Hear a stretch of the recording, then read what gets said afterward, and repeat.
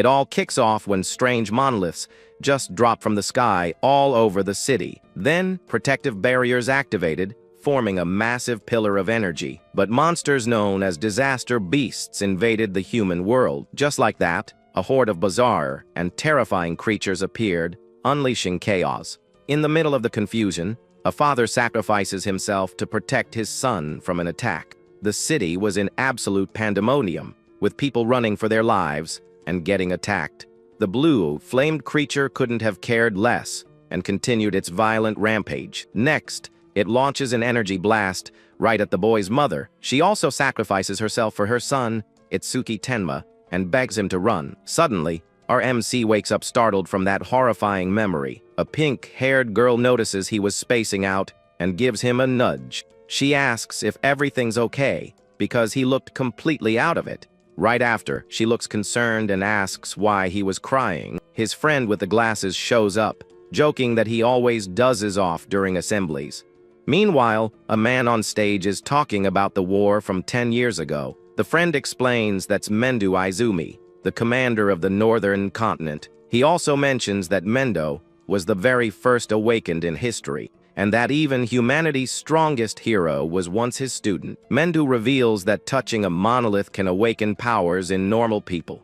Finally, he says he's there to turn them all into awakened for the war. Immediately, a monolith shoots up from the ground, surrounded by golden energy. The students go absolutely wild at the chance to finally become awakened. Itsuki's friend is super hyped, but our hero looks dead serious. Then, our guy starts walking toward the stone, ignoring everyone around him. The pink-haired girl gets worried about his strange behavior. With a sinister look and glowing red eyes, he says the day has finally come. The crowd starts touching the stone, but nothing happens with the first student. Others comment that if even the record-breaking athlete couldn't do it, they don't stand a chance either.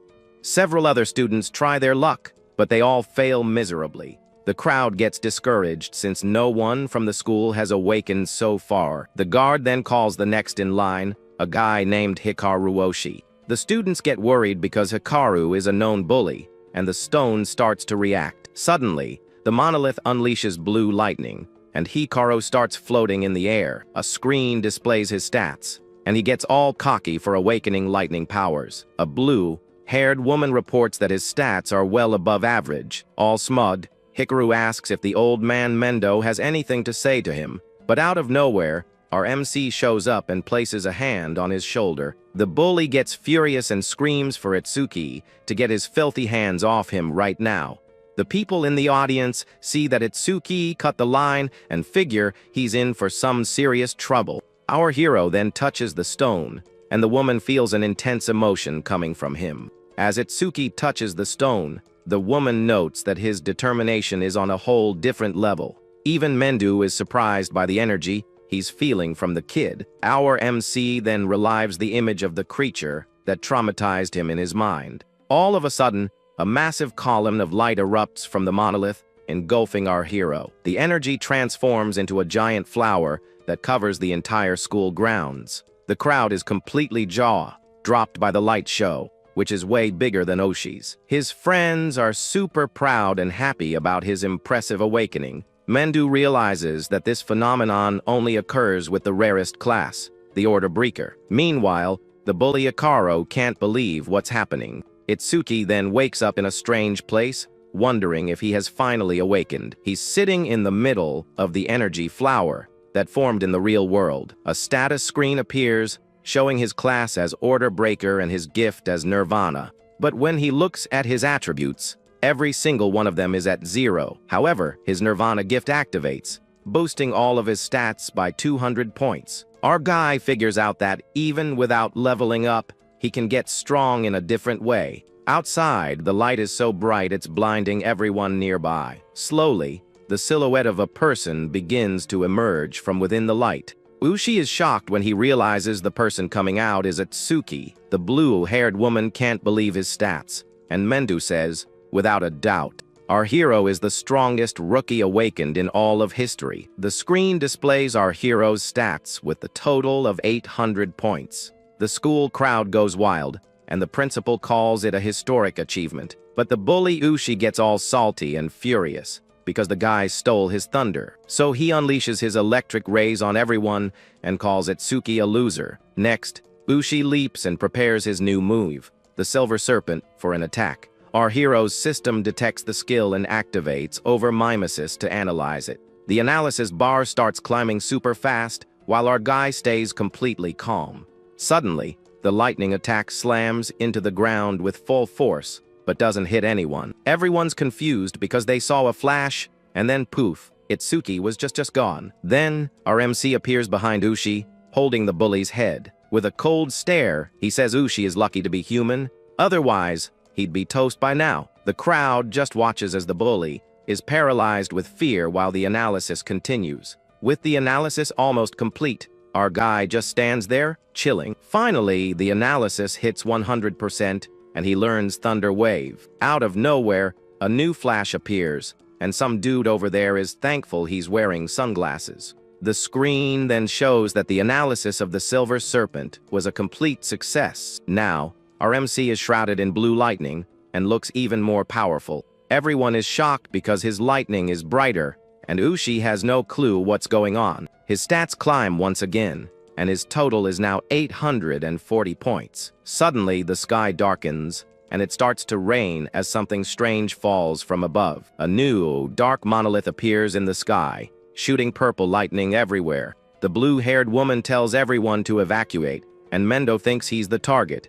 She's terrified and says they should run too, since they aren't fighters.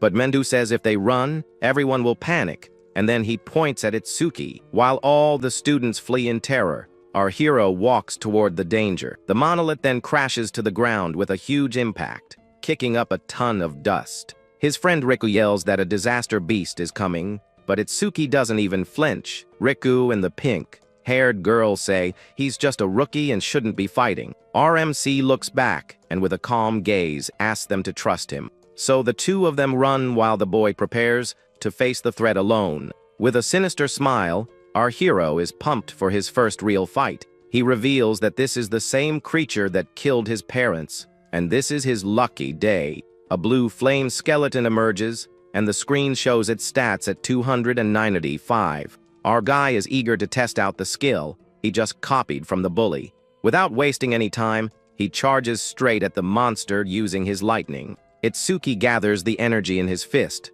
and says he won't let anyone else die.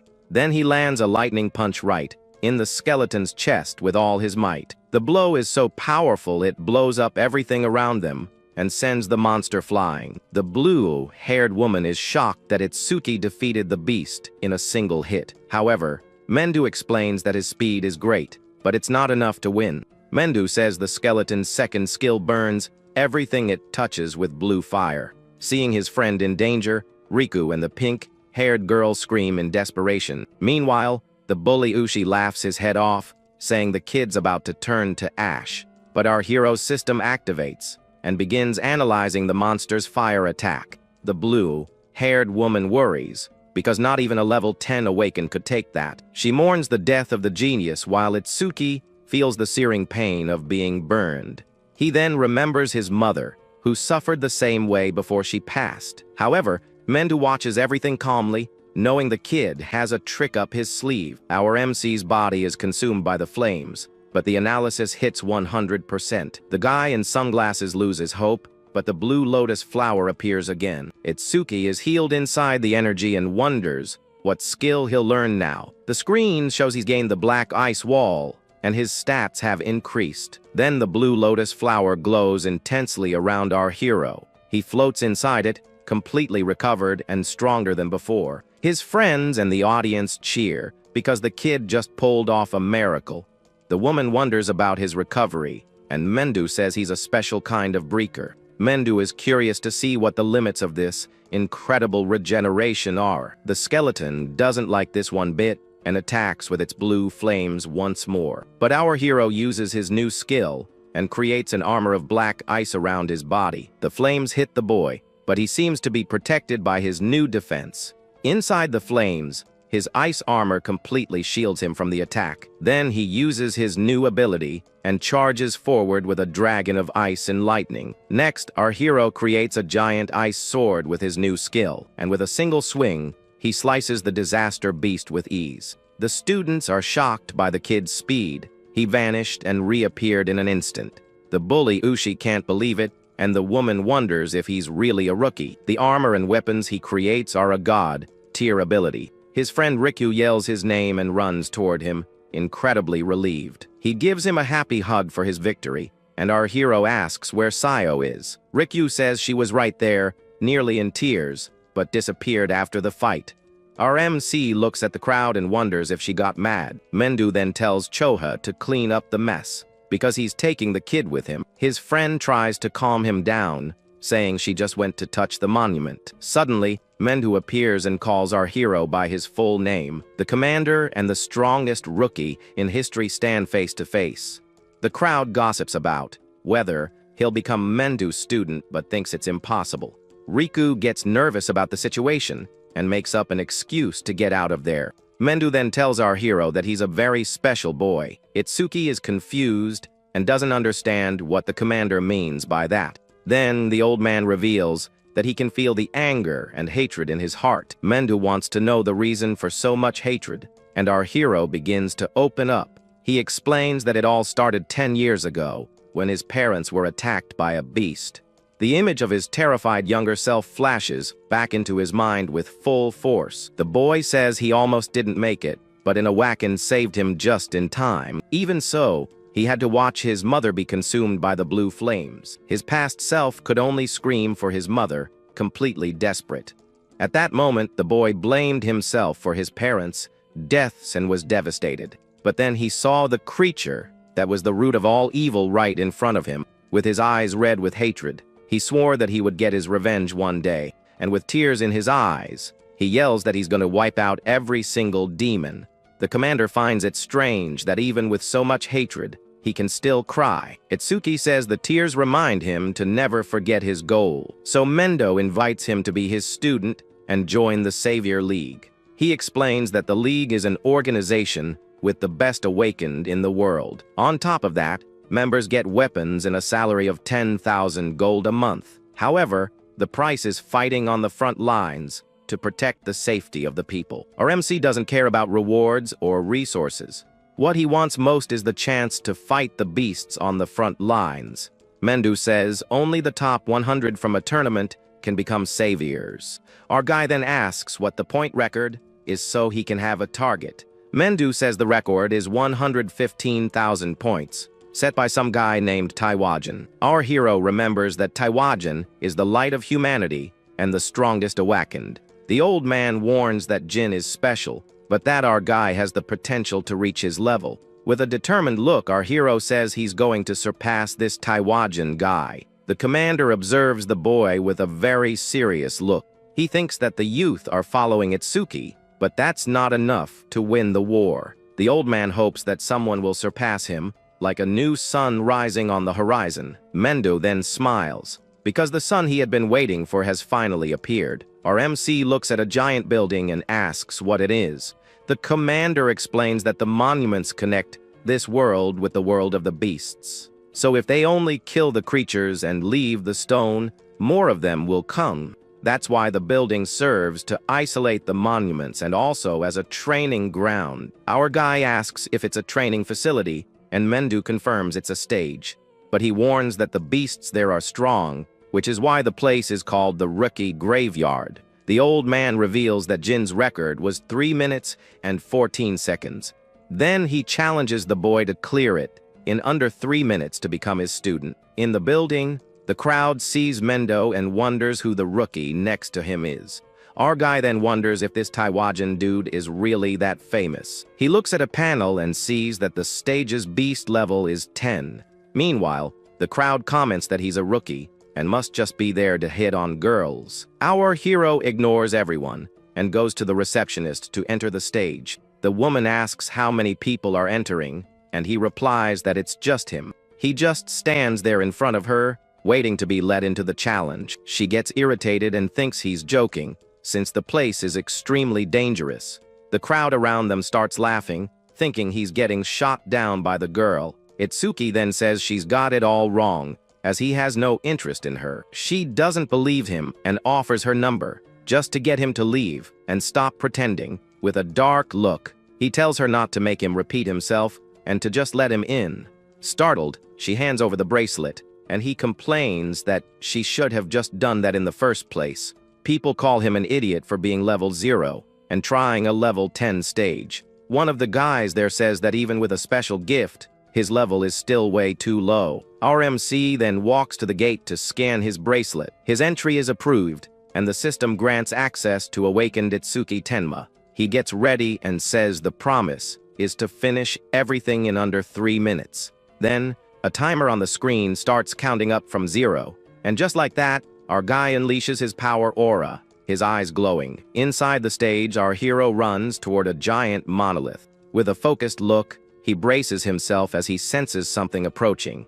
Then, a level 4 wooden creature appears and attacks him with everything it's got. But our guy summons an ice axe and counter, attacks instantly. He slices the monster in half and taunts the others that are nearby. Suddenly, a horde of identical creatures appears, surrounding our MC. Outside, Choa questions Mendu about the stage he chose for the kid. She says that surpassing Taiwajan is impossible, and the old man teases her about her choice of words. The woman then remembers when she saw Taiwajan defeat a level 97 beast. At that moment, his eyes were cold and didn't seem human at all. She says those were the eyes of a god with immense power. Mendu agrees that the boy has potential, but is still a diamond in the rough, because if Taiwajan is a god, our hero is a demon driven by hatred. Meanwhile, Itsuki defeats the creature and notes that it was way too weak. Suddenly, a much larger, shadowy creature emerges from the shadows behind him. Our MC doesn't waste any time and attacks the new monster with his ice. He defeats the beast easily and wonders if that was all there was to the challenge. However, the system activates and detects a regeneration skill on the monster. The analysis of the ability begins, and our hero senses something is off. The monster regenerates and attacks with several vines aimed at the boy. The screen shows that the monster is now level 10, and our hero sees this won't be easy, so he uses his black ice wall to defend himself from the vine attack. The boy figures he needs to deal a massive amount of damage to stop the regeneration, so he dodges and cuts several vines with his ice blades. Next, our hero lands a powerful vertical strike right on top of the creature. The creature is split in half by the attack, but still isn't defeated. With a wicked smile, he says he's going to dice the monster up so it can't heal anymore. Then our MC uses his ice weapon to separate the two halves. With that, the monster explodes into countless pieces, and dust flies up everywhere. He's getting tired, as using the ice for so long is draining his mana. But suddenly, the creature begins to regenerate again from the pieces. The monster attacks him, and even after all that, it's still not gone for good. However, our hero notices that with each defense, the analysis percentage increases. He comes up with a plan to use his lightning and keep his distance until the analysis is complete. The analysis is at 75%, but his time is almost up, so he decides to use both lightning and ice together to speed up the process. Our guy knows that if his mana runs out before the analysis is done, it's game over for him. Even while taking hits, he stays focused as the analysis reaches 80%. He thinks that if he goes down here, it just means he wasn't strong enough. With his eyes glowing red, he prepares to unleash his most powerful attack. With one last effort, he attacks the monster but ends up getting pierced. Our guy is exhausted and has no strength left to continue fighting. His mana is depleted, but the system's analysis reaches 99%. However, he notices that Mimesis doesn't require mana and declares that victory is his. Then the analysis completes, and he learns the skill Lotus Explosion. The new ability deals area of effect damage and scales with mana consumption. Plus, it heals his wounds and increases his stats by 20 points. Our hero then prepares to activate his new and powerful ability. He brings his hands together and unleashes the full power of the Lotus Explosion. A huge fiery explosion completely consumes the creature. The monster is disintegrated, leaving nothing but dust and ashes. Our MC thinks the new skill is pretty strong and is satisfied with the result. He notices that Mimas has also restored his mana and cleared the entire area. Through the smoke, our guy sees a glowing green crystal on the ground. Outside, the receptionist is freaking out because time is running out. Choa also thinks it's impossible for him to win in under 3 minutes. But suddenly, the challenge screen turns green and shows a new record. Her jaw drops, and she can't believe what she's seeing. The screen then shows that he completed the challenge in 2 minutes and 14 seconds. Our hero stumbles out of the portal and collapses on the floor, exhausted after breaking the record. The crowd is stunned that he survived and was a whole minute faster than Taiwajan. Our hero then turns to Mendu and asks if he'll be his instructor now. With a smile on his face, all bruised up, he finally calls him professor. The old man says it was well done, and Choa notes that her father hasn't been this happy in a long time. The crowd now understands how he broke the record, but still doubts his potential. The receptionist comes over with a gift and apologizes for being so rude to him. He accepts the box and says he gets it, since a level 0 rookie did seem pretty reckless. Our guy thanks her for her concern, and the woman gets all flustered by the compliment. Suddenly, Choha announces she's heading out with the commander. She scolds him for getting cocky just because he became a student, and Mendu suggests raising the difficulty. The commander says he can now challenge an advanced stage, and the boy is intrigued. As they walk, the old man explains that level isn't the most important thing with beasts. He reveals that the main factor determining their strength is their species, because there are species with intelligence equal to or even greater than humans. Choa adds that only humans have jobs based on their species. She explains that these are the advanced stages, and his next destination is District 4. With a dark look, our hero asks if intelligent beasts feel pain. A terrifying aura emanates from him, and Choa gets scared, not understanding what he's thinking. The crowd comments that everyone who went to District 4 vanished because of some guy named Reiji. A guy says his name out loud, and his friend shushes him, saying they could get erased. Elsewhere, a guy named Reiji Kinoshido is relaxing while an old man shines his shoe. A huge brute asks when he's going to leave, and Reiji says the stages belong to him. With an arrogant smirk, he says that waiting in line is for common folk. Meanwhile, our hero opens the box he received and sees a shiny crystal inside. Later, he's with Mendu and Choha, and realizes the crystal is from that moment. The boy shows the item and asks if the commander has ever seen a karma stone before. He says a similar stone, but a different color, dropped after he beat the beast. Our MC then takes out the green crystal to compare it with the other one.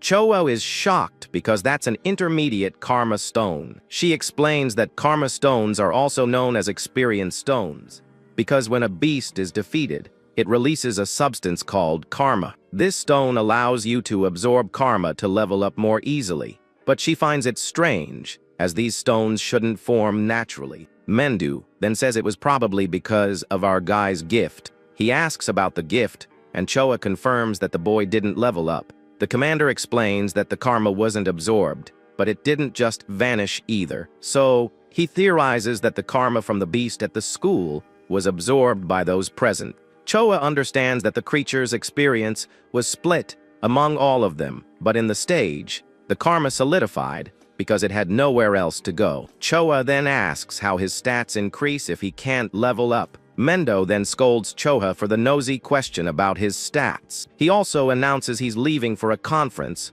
and that Choa will look after the boy. Then the old man gives 4 orders, like keeping everything a secret and clearing 6 stages. With a smile, our hero accepts the orders and says goodbye to his new master. In District 4, some guys in suits are blocking other Awaken from entering. 2 guys are furious and say they're not going anywhere just because he's rich. One of them threatens to report everything to the guild, but a hulking brute emerges from the shadows. Suddenly, the big guy attacks one of the young men with a super fast punch. He continues the assault with a barrage of blows, giving the poor guy no chance to fight back.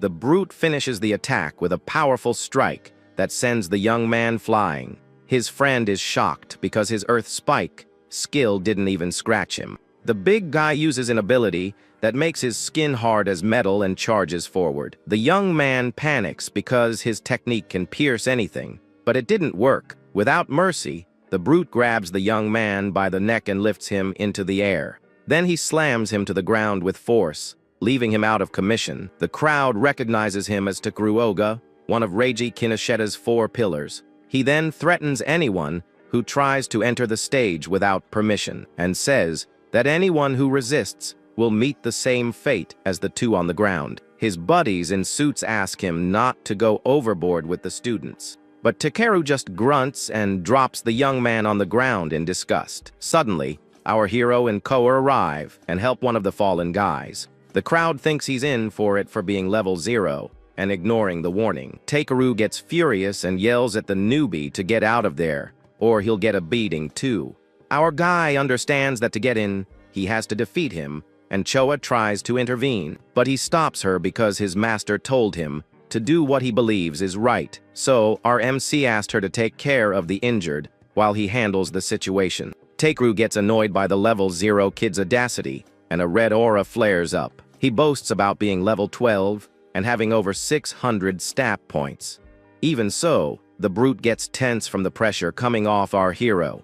His eyes widen as he sees the boy charging right at him. In the reflection of his pupil, our MC rushes forward to attack. Without giving him time to react, he lands a punch right in the bully's face. The crowd is shocked because his speed is surreal for a level 0. Our hero's fist sinks into Takeru's metallic face with force. However, the brute grabs his arm and compliments the kid's speed. Then he says he's lacking power and throws him away with a counter attack. Our MC realizes he needs to use his Thunder Wave to increase his agility. His system then activates Mimesis to analyze the metallization skill. He gets up and realizes he needs to take this fight seriously to win. His plan is to dodge the attacks and aim for the fleshy parts of the enemy. With a burst of speed, our hero charges at the brute with everything he's got. Takeru calls him a weakling and says he has neither power nor speed. Our guy then decides to use Thunder Wave to get even faster. He unleashes his lightning, and Takeru is startled by the lightning element. Then, a flurry of electric punches hits the enemy, and the analysis bar shoots up. The crowd doesn't understand how he's using skills from another class, and is amazed by his speed. Takeru gets desperate as he can't defend himself and fears he's going to lose the fight. He yells for help from his goons, but they don't do anything. With no other choice, the brute decides to use his most powerful technique. With a roar of fury, he unleashes all his energy to transform. His entire body turns to metal, and he thanks our hero for forcing him to evolve. He brags that his defense is now over 500 points, and he's even stronger. With a wicked look, he promises a quick and painless match as a thank you. The crowd loses hope, thinking this defense is impenetrable. But our MC theorizes that the transformation drains a lot of mana. Takeru is shocked by the level 0 newbie's sharp intuition. The analysis hits 100%, and the boy says he'll end this in an instant. Suddenly, the blue lotus flower appears, and Choa knows he's gotten stronger. People wonder how he's going to win with a skill that doesn't seem like an attack. He learns Piercing Orb, which ignores defense but is very slow. With a determined look, our hero says he's going to crush the brute's defense. His stats increase, and he fully heals upon acquiring the Piercing Orb. Then he creates the orb and challenges as Takaro to try and dodge the attack. The crowd is shocked that a level 0 skill is breaking through a level 12's defense. The small purple sphere then begins to float slowly through the air. It passes through the crowd at low speed, heading toward the enemy. The people find the attack underwhelming and mock the size of the little ball. Takeru also laughs and says such a weak attack won't even tickle him. He stands there, all confident, thinking this is the kid's trump card. Suddenly, the sphere hits him right in the chest without him even really noticing. The brute is startled to see his metal defense has been easily pierced. With a scream of pain, he watches the sphere pass through his body and come out the other side. Our hero says he only hit his arm because he's human. Otherwise, it would have been over. He then tells the goons to take the big guy to the hospital and get out of there. With a serious look, the boy repeats for them to get lost, once and for all. With no choice, the guys in suits grab their boss and carry him away. With victory secured, the crowd cheers, and Choa is super proud. The guys who got beat up earlier invite our hero to form a party. They discuss it, as the beasts in there have a defense as high as Takaru's. Our guy understands that the stage is perfect for making his new skill faster. The guys are confused and ask which option he's going to choose. With a serious look, our hero says he'd rather go into the stage alone. They think he's getting cocky, just because he beat Takaru's brute.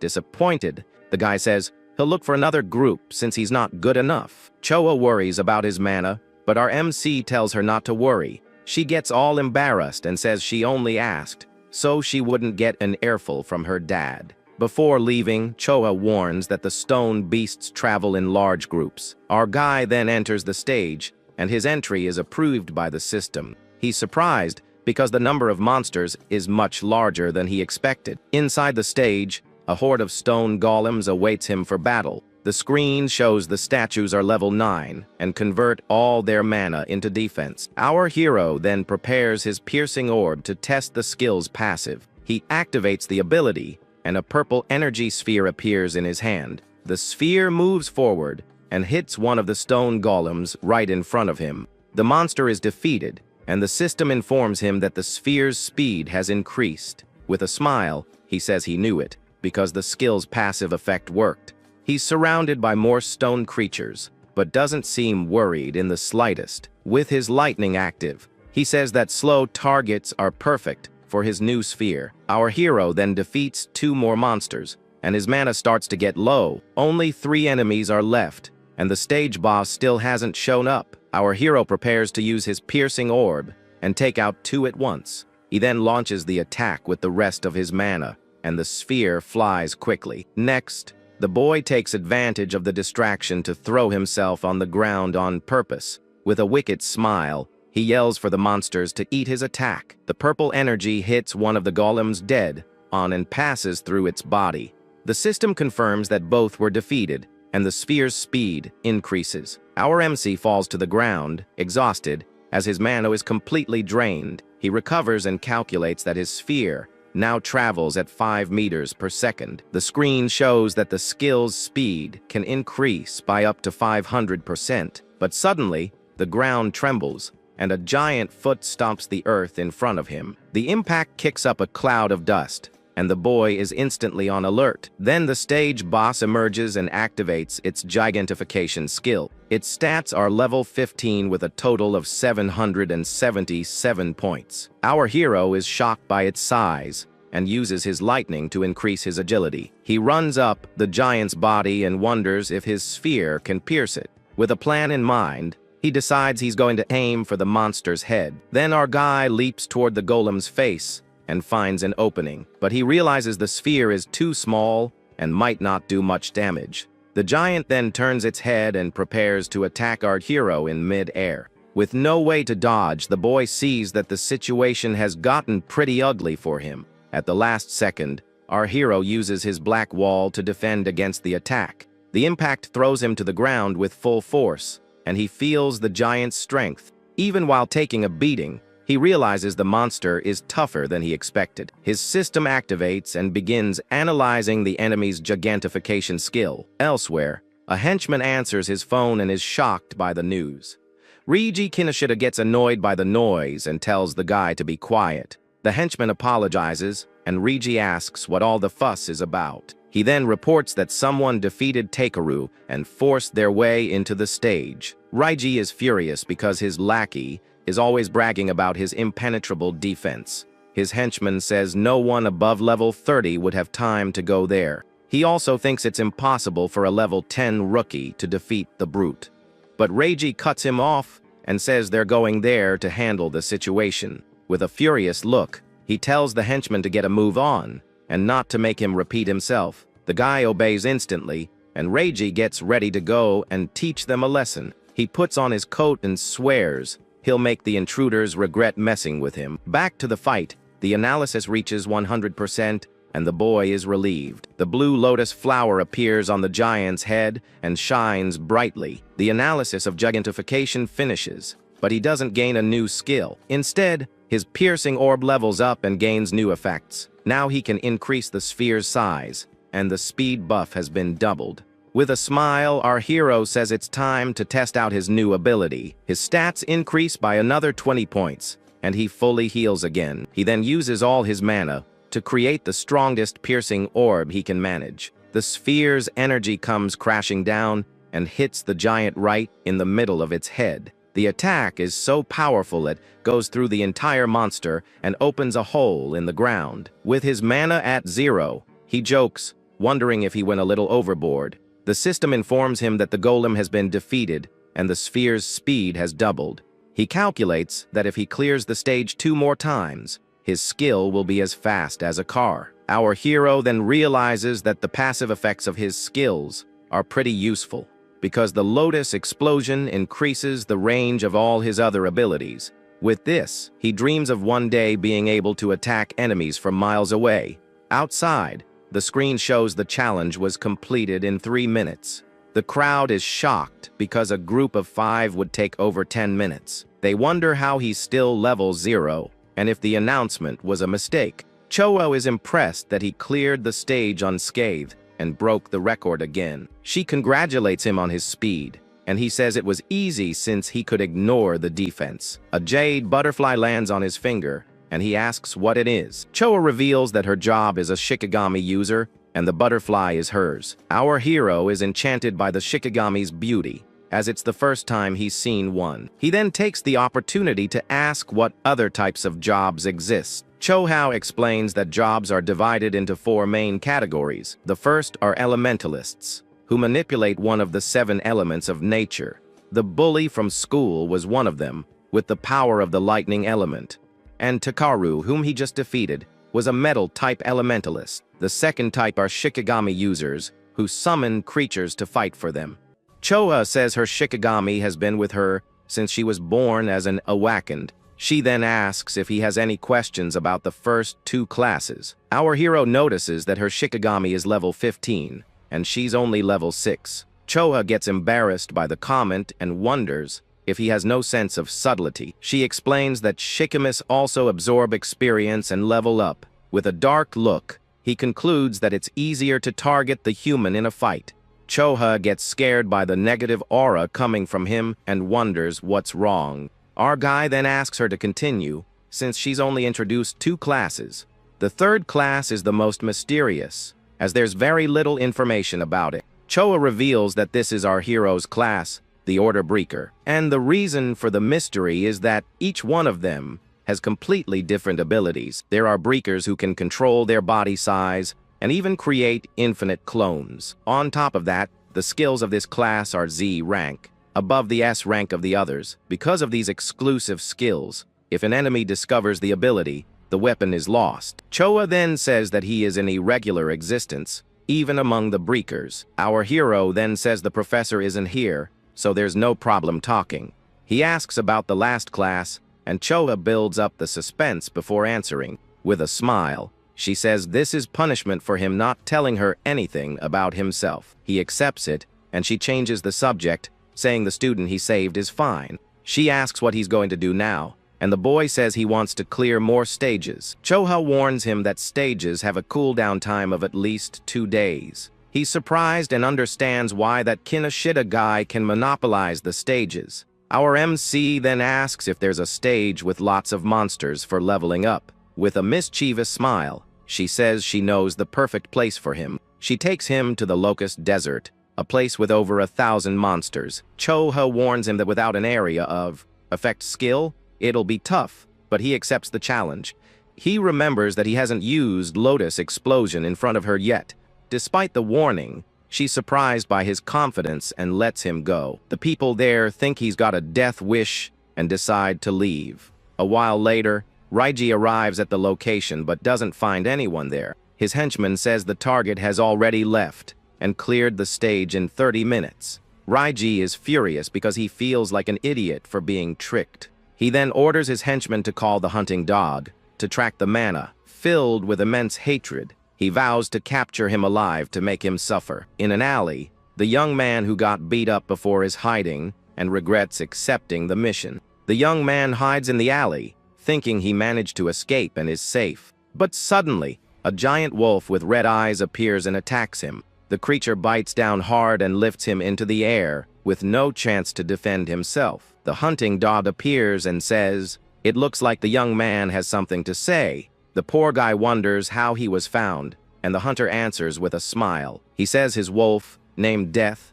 has a great sense of smell for finding its prey. The hunting dog introduces himself as Charles and reveals that his wolf can sense death. The young man begs for his life and cries desperately, asking not to be killed. But Charles says he can't, because Kinoshita would be mad at him. With a sinister look, he says that Death hasn't eaten human flesh in a long time. Then he tells his wolf to enjoy the meal, and the beast lunges at him. After it's all over, Charles congratulates his wolf for finally leveling up. The screen shows his Shikigami is now level 16 with new abilities. He receives a call and reports that the job is done, and the target has been erased. Charles then finds out that the new prey is on its way to the Locust Desert. He calls his wolf and says a new hunt is about to begin. Meanwhile, our hero arrives at the stage and wonders if this is the right place. He sees wheat fields everywhere and doubts there are that many locusts there. Cho explains that the beasts choose environments they like to invade. She also warns that the stage is so dangerous there isn't even a receptionist. Our hero finds it strange, as level 13 is lower than the previous stage. Choha explains that the difference is that the locusts here are super aggressive. One slip up, and the awakened is surrounded by an infinite swarm of insects. And in the end, the person becomes locust food, with only a skeleton left to tell the tale. With a smile, our guy says a place full of monsters was exactly what he wanted. He assures her he's not desperate to become insect food anytime soon. Choa sees his confidence and watches him enter the stage portal alone. She thinks that if he doesn't make it, it's not her fault since she told him everything she knew. But suddenly, the woman remembers she forgot to warn him about the infinite respawn. Desperate, she decides to enter the stage to warn him before it's too late. However, when she turns around, the hunting dog and his wolf appear in front of her. With a sinister smile, Charles says he's looking for someone there. Inside the stage, our hero complains about the mess and gets ready to fight. He calls out to the pests and says, "It's time to start the extermination." A scarecrow in the middle of the field attracts a swarm of giant locusts. The screen shows they are level 1 and 2 but meet the requirements. RMC sees the absurd number of insects flying in his direction, but for him, this is perfect, as it will make his job much easier. So he creates a fire lotus and prepares to use his area of effect skill. With his ice armor on, he waits for the insects to get close before attacking. With a shout, our hero activates his lotus explosion and unleashes the energy. A massive explosion sweeps across the field, defeating hundreds of locusts at once. He just stands there as the insects turn to dust, and the system confirms the kills. His skill now has a range of 10.5 meters and has already accumulated 110%. He calculates that if he defeats 100 per shot, he can increase his range by 1,000%. With his man almost full, he laments the cooldown time of the previous stage. Suddenly, he realizes the challenge success notification hasn't appeared. His system activates and begins analyzing a new skill called Matriarch's Will. Our MC wonders if there are any survivors left after the explosion. Then a new swarm of locusts emerges from the ground and charges toward him. He scolds himself for thinking there wouldn't be a boss in the stage. Luckily, he can increase the skill's range, but he doesn't know where the boss is. With no other choice, he decides to keep eliminating the small fry until the big boss shows up. With another explosion, he defeats another wave of insects and increases his bonus. His skill now has a diameter of 16 meters, and he's impressed with the effect. But even after so many swarms, the stage boss still hasn't made an appearance. Suddenly, he sees several locust eggs hatching underground, and right after, a new swarm of insects erupts from the earth to attack. The analysis of the new skill is at 27%, and he continues to fight. As his mana depletes, he calculates that he only has 9 more explosions left. With his ice armor, our hero says it doesn't matter how many times they come back. He swears he will exterminate every last locust that dares to appear. Then he unleashes another lotus explosion and defeats another swarm of insects. Several notifications pop up on the screen, confirming the monster eliminations. He keeps attacking, and the multiplier on his area of effect skill increases more and more. His lotus explosion now has a diameter of 54.5 meters. He's already defeated 9 waves of insects, but only has enough mana for 1 more attack. Even so, the locusts keep coming and seem to be endless. He gets frustrated because the stage boss still hasn't shown up for the fight. Our hero thinks about retreating but gives up on the idea, as that would be a loser's mentality. With a determined look, he says no matter how many come, he will finish them all. Then he launches his final lotus explosion and uses the rest of his mana. Exhausted, he kneels on the ground and realizes his energy is at its end. But to his surprise, the number of locusts hasn't decreased 1 bit. The skill analysis is at 91%, and he notices a pattern. Suddenly, he understands that the boss's ability is infinite procreation. The screen then shows the locust queen, who can lay eggs in massive quantities. He knows that if he doesn't kill the source, he'll be fighting forever until he drops. The analysis finally reaches 100%, and a blue sphere of energy appears. He learns the skill Mana Sense, which allows him to feel the flow of energy. With the new skill, he realizes his detection range exceeds 1,000 meters. With a smile, he says the passive is perfect for farming in this stage, but he decides to finish up quickly, as he doesn't want to keep Choha waiting for too long. His stats increase by another 10 points, and he fully recovers. The screen shows his total attributes are now at 1,120 points. Then he uses his Mana Sense to locate the stage boss. With the ability active, he finally finds the hidden Locust Queen. With his eyes glowing, he says he's found her and prepares to attack. He launches his piercing orb towards the queen with a confident smile. The purple sphere flies at high speed, and he yells that hiding is useless. With the Lotus passive, his sphere can now reach the target from 120 meters away. The attack hits the Locust Queen dead on, piercing her with no chance of defense. The monster tries to fight back, but our hero appears in front of it with his lightning. With a victorious smile, he says it's checkmate and prepares the final blow. He uses his ice blade and cuts the queen in half with a single strike. With the queen defeated, the locust swarm descends into total chaos. Our hero then says not to worry, because they're about to join their mommy. With his flames, he prepares to exterminate the rest of the swarm once and for all. His lotus explosion now has a radius of 65.5 meters. The screen shows that the range of his piercing orb has also increased to 131 meters. With a smile, our hero says the harvest was great, and he can't wait to come back. The screen then shows he broke the record with 17 minutes and 7 seconds. He thinks Chohao must be super worried, and that he's going to get an earful from her. Even so, he finds her serious side cute and steps out of the portal to apologize. But suddenly, his eye turns red, and he senses that something is very wrong. Outside, the hunting dog is holding Choa hostage by the neck. Charles says if she survived alone, then she must be the person Reiji is looking for. Our hero is furious and tells the hunter to get his filthy hands off her right now. The villain then laughs and calls him an arrogant rookie for being just a level 0. With his lightning active, our MC charges at the enemy with everything he's got. Charles is startled by his speed and feels death approaching. But the wolf, Death, jumps in front and takes the lightning punch for its master. The system activates and begins analyzing the B-rank Shikigami Death Hound. Our guy understands that the guy in the hat is a Shikigami user like Choha. The analysis climbs to 12%, and Charles praises our hero's moves. He understands why Takeru lost but brags about having death and a hostage. Our hero yells Choha's name and stops his attack so he doesn't accidentally hurt her. The wolf takes the chance and lunges at our MC. Charles brags that his wolf's bite can crush any defense. He's then surprised because our hero doesn't defend himself and instead faces the beast. Our hero then uses his piercing orb and throws it right into the wolf's mouth.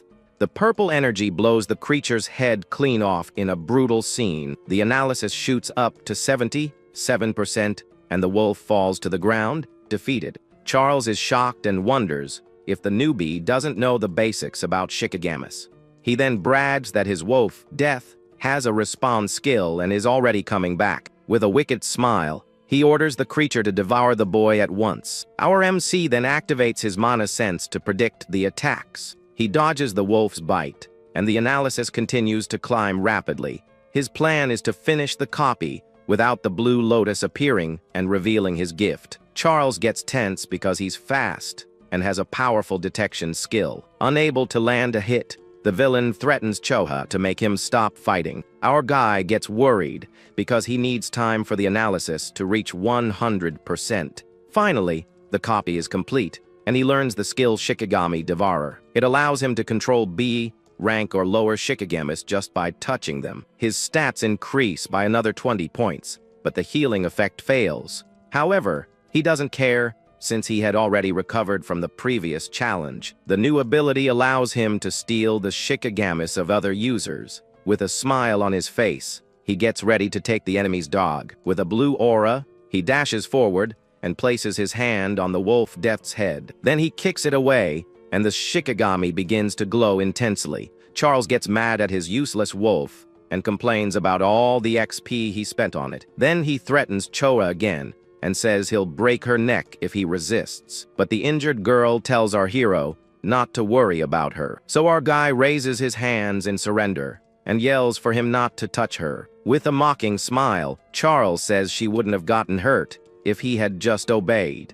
Our MC then asks why he's the target, as he doesn't remember having any beef. The hunter reveals he was sent by Reiji Kinoshita to capture him without permission. Our hero understands he needs to have a little chat with this Reiji guy. Charles then threatens him and tells his wolf to rip the boy's legs off without mercy. Without a second thought, the villain orders his dog Death to attack with all its might. He yells for the wolf to prove it's worthy of being his Shikigami once and for all. However, the dog Death now bears the lotus mark and bites its former master hard. With his speed, our hero seizes the chance and rescues Choha, carrying her in his arms. Charles screams in pain and doesn't understand why his own Shikigami attacked him. Our MC then calls the wolf a good boy, and it stands by his side. Holding the girl, he swears he'll make the villain pay 100 times over for her pain. Terrified, Charles begs and says he was just following orders and even offers to help. With his eyes red with hatred, our hero says that's a great offer, but he points out that the hunter's guard is completely down right now. Then a giant pillar of ice erupts from the ground and hits the villain with full force. With a cold look, our hero says he had his chance, and now it's over. But he warns that taking down Reiji is a job for him alone, not for his new wolf. Terrified, Charles cries and begs for one more chance, saying his hand slipped. Ignoring the crying, the dog Death lunges forward with its red eyes full of pure fury. The hunter panics and tries to remind the wolf that he was its former master. Without hesitation, the creature opens its mouth and prepares to devour its old owner. While the wolf takes care of business, our hero asks someone if the show was good. He then questions how long the person is going to stay hidden over there. And on a bridge a short distance away, a mysterious figure was watching everything from the sidelines. Suddenly, a mysterious guy shows up and says he's finally found them. Our hero holds Choa close and asks if he's friends with the guy the wolf had for lunch. The guy panics, insisting he's not an enemy and just wants him to listen. Itsuki couldn't care less and tells his wolf, Grim, to follow him after it finishes its meal. Iberi is shocked that even a rabid dog obeys him and sees a chance for help. So, he introduces himself as Iberia and recognizes him as the guy who beat Takeru. He then offers help with creation stones and even weapons. But our boy just ignores him and keeps walking with the injured girl in his arms. Iberia is confused, thinking anyone would jump at a reward like that. He then remembers his old man saying that rewards need to be useful, like medicine for the wounded or a blade for someone seeking revenge. Suddenly, it clicks, and with a smile, he finally knows what to do. He runs up, warning that if our boy keeps walking so slowly, the girl isn't going to make it. Iberia reveals that, luckily, he has a healing item and can save her right now. Our protagonist stops and stares at him, surprised, asking if it's for real. He assures him the healing is an instant, but will definitely save her life. Itsuki then lays her on the ground, and the guy starts wrapping her wound with the item. Our hero asks if that thing is an artifact, and Iberia realizes he's a total newbie. He explains that modern weapons are useless junk against the disaster beasts. That's why artisans create artifacts, which are divided into 4 categories. Common artifacts are like basic weapons, but they can hurt beasts and the awakened. Rare and epic ones boost your stats and can even have special effects. And finally, there are unique artifacts, which are the pinnacle, with incredibly powerful abilities. Iberia explains that artisans are rare, so they're highly respected by everyone. Our hero deduces that his father must be an artisan, but Iberia starts bragging. Apparently, his old man made 3 of the 10 unique artifacts that exist across the 5 continents. Because of that, his dad is known as the King Artisan of the North. But Iberia gets annoyed because our boy doesn't seem to care about the story at all. Our protagonist was actually analyzing the crossbow the hound left behind. With the weapon in hand, he thinks about how he can use it to save his mana. Iberia then says the weapon is a rare artifact, and that it generates its own ammo. Suddenly, the crossbow vanishes, and he explains that artifacts can be stored in subspace. Our hero thanks him for the healing, and says he now needs to find Raji Kinoshita. The guy is startled, since going against Reiji in District 4 is a seriously gutsy move. He then reveals they both have the same target, and our boy asks why. Iberia invites him to team up for the Saviors Tournament. Itsuki wonders what the tournament has to do with this Reiji guy. Turns out, the qualifiers will be held in District 4, which is Reiji's territory, and as the boss's son, he wants to qualify so he doesn't embarrass his family. That's why he's monopolizing the stages, and our hero asks why he should team up with him. With a serious look, Iberia begins to explain why he's in such a hurry. He says that ever since he was a kid, he watched his father forge incredible artifacts. Because of that, his dream was to become an awakened and fight with his dad's creations. And when he awakened a month ago,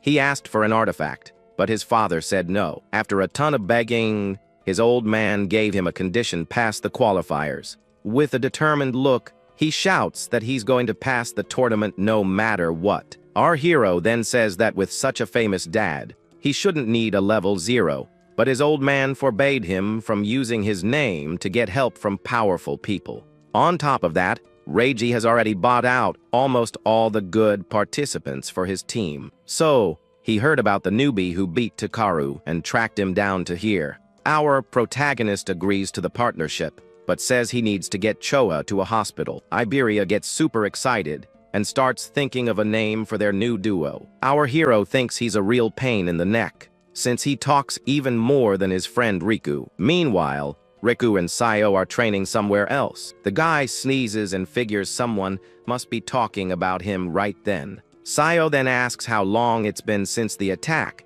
and if he's doing okay. Her friend teases her for being so worried about our hero and not visiting him. With a red face, Sayo gets mad and attacks Riku with her water ability. He accuses her of a low blow, but the girl says it was his own fault for letting his guard down. Suddenly, their master appears and tells them to stop messing around because the tournament is approaching. Sayo is excited to fight other awakened, and Riku wants to check out District 4. Elsewhere, a henchman opens a briefcase filled with creation stones. Raiji Kinoshita picks one up and finds it odd that the hound is late. Angrily, he uses the stone to gain XP and calls it useless junk.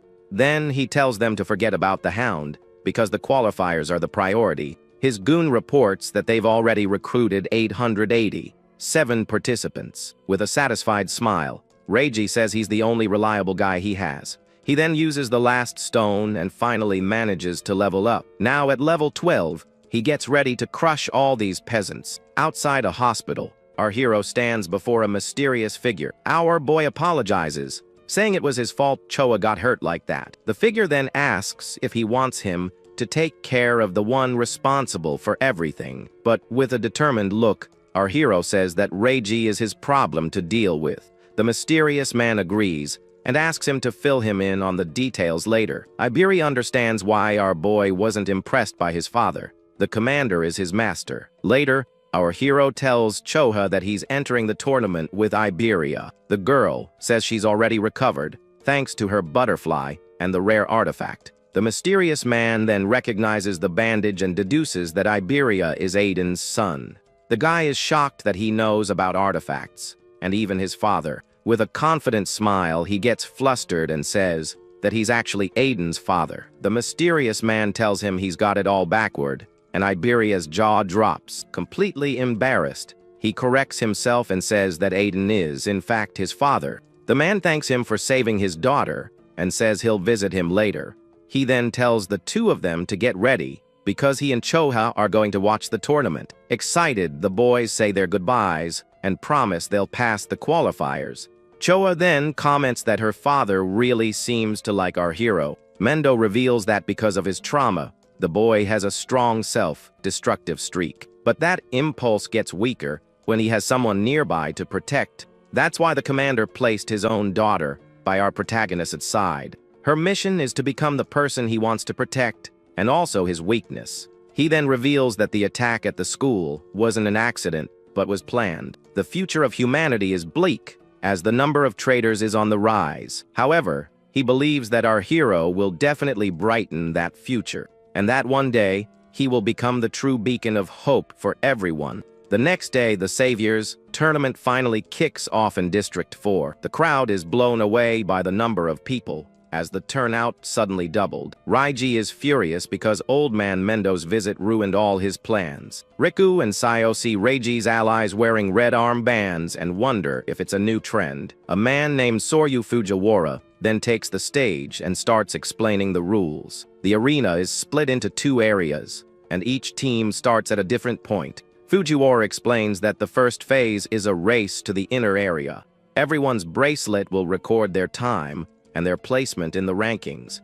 Riku thinks the rule is pretty brutal, since thousands of people are going to be eliminated. Iberia then points to a big screen, and the announcer says they can bring 2 tools. Meanwhile, Raiji Kinoshita orders his goons to sabotage anyone who gets in front of him. Iberia comes up with a plan to get into the inner area and catch Reiji by surprise. But suddenly, the guy's jaw drops because our hero didn't hear a word. Our protagonist simply walked up to Raiji's group and stared them down. Without a care in the world, the announcer finally declares the start of the first stage. Fujiwara is happy to see so many young people, but he knows quantity isn't quality. A guy named Sho Heighten says that back in the day, there were people over level 15. But actually in his year it was just him and the famous Jin Taiwa who participated. Shu finds it all a bore without a rookie like Taiwa, and Fujiwara says geniuses are rare. Then he asks about Mendo's new student who defeated a skeleton. The commander,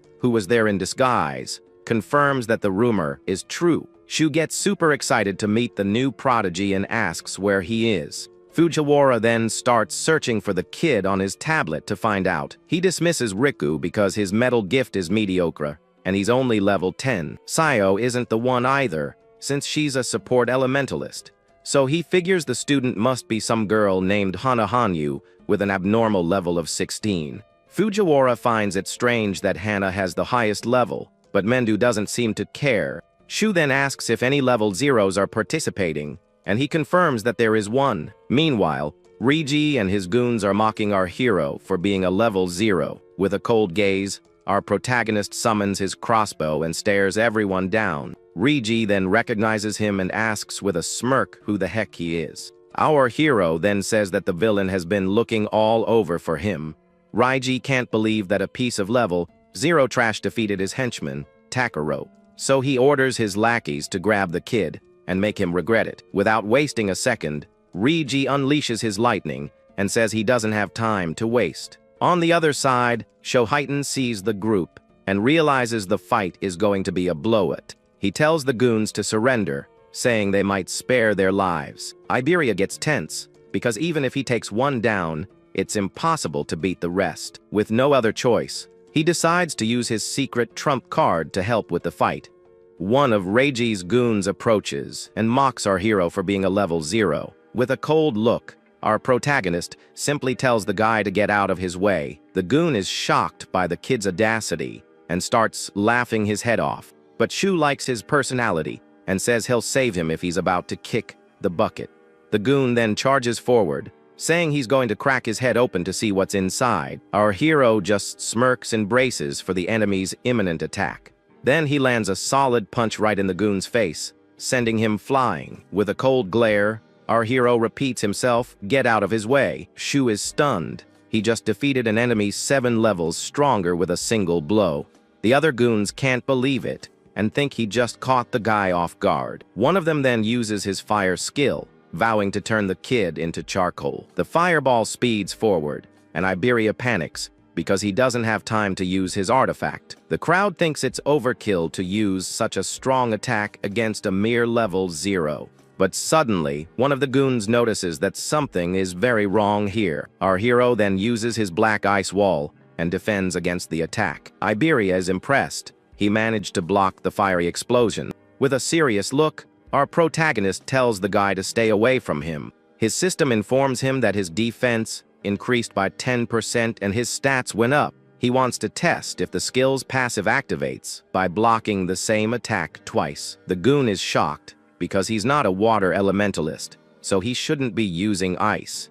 Our hero then challenges him to attack again, promising he won't defend himself. The enemy accepts the challenge and prepares to use his strongest move. With all his mana, he launches an even bigger wave of fire toward the boy. Our protagonist sees the attack and realizes that even though it's stronger, it's still just fire. The goons think that with this much power, he could rival a level 8. With not a drop of mana left, the enemy says the game is over for good. Suddenly, he sees something strange and yells that it's just impossible. With a cold stare, our hero asks if the goon really thinks he can escape. Another enemy then attacks him from behind, holding him with all his strength. Our boy doesn't even flinch and just stares at him with his black ice armor. The brute gets angry and says that if speed is his thing, then strength is his. The screen shows that the defense bonus was only 3%, not 34%. Our hero then understands that the ice passive doesn't stack against the same target. The goon comes up with a plan to drain his mana and leave him without his ice defense. Meanwhile, our protagonist realizes that Thunder Wave has the same limitation. Without wasting time, the brute attacks with a barrage of fireballs. A huge explosion happens, kicking up a ton of dust and smoke everywhere. Raiji sees that his 2 lackeys have been defeated and tells everyone to run. With an aura of lightning, our hero wonders who this guy really is. He then attacks the brute with his ice arm and ends his suffering. The enemy can't believe his attack was blocked and notices the ice's weakness. Our protagonist then vanishes and reappears in front of him in the blink of an eye. Iberia watches from a distance and sees that all the goons have been knocked out. With his test complete, our hero says it's time to end this party. He then activates his black ice wall to absorb the fireballs. His system absorbs the lightning skills, and his stats increase once again. Raiji then joins another goon and uses the skill Silver Serpent. With a smile, Iberia says he thought the fight would be tough, but the kid is strong. A goon lying on the ground wonders who he is, because he sure doesn't seem like a level 0. Our protagonist then looks confused and asks why he said, "The 2 of us." Iberia boasts that together, they are the duo, Double I, the strongest in the north, but our hero drags him along and tells him they need to get after Kinoshita. The remaining goon can only think about how lame that team name is. Meanwhile, Raiji assumes the level 0 must have already been defeated by his men. However, he remembers that the crossbow the newbie was using was the same as the hound's. Then one of his runners, who thinks he's all that for being fast, overtakes an opponent. The guy brags about his speed, but suddenly, something hits him hard. He falls to the ground and wonders who in the world managed to hit him at top speed. Then Reiji appears and finishes him off with a lightning attack without any mercy. The villain says that's what happens when someone runs ahead of him. He then tells his goons to regroup for the second stage. From the VIP box, a woman with glasses wonders about the arrogance of Genkai's son. Mendu says he can't do anything, as it's not against the tournament rules. Raiji takes advantage of this, using his allies to clear the path and save his stamina. With their help, he can easily pass to the second phase. Arriving at the inner area, He boasts about how surprisingly easy it all was. But suddenly, a blue bolt of lightning flashes, and someone screams his name with fury. Raiji jumps at the voice that shouted his name in the middle of the arena. He then asks who dared to call him, and his lackeys point to the newbie. The crowd parts, and our hero and Iberia walk toward them. The goons confirm that it's the same kid they fought before. Raiji can't believe they beat his men, and thinks they must have been bribed. With a look of contempt, he asks how far this level, Zero Trash, is going to follow him.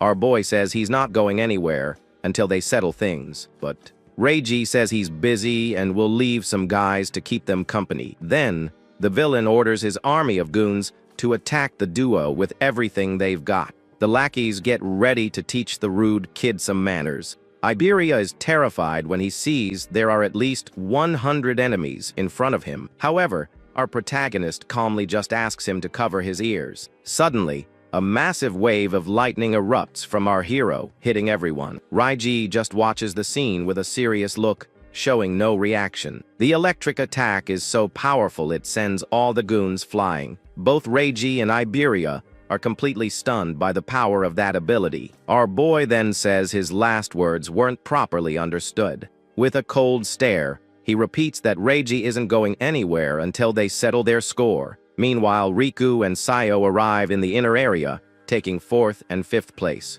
The guy is shocked because even though they were fast, others were even better. Ahead of them are Garuo in 3rd and Shianagami in 2nd place. But the 1st place finisher is Hana Hanyu, a level 16 girl.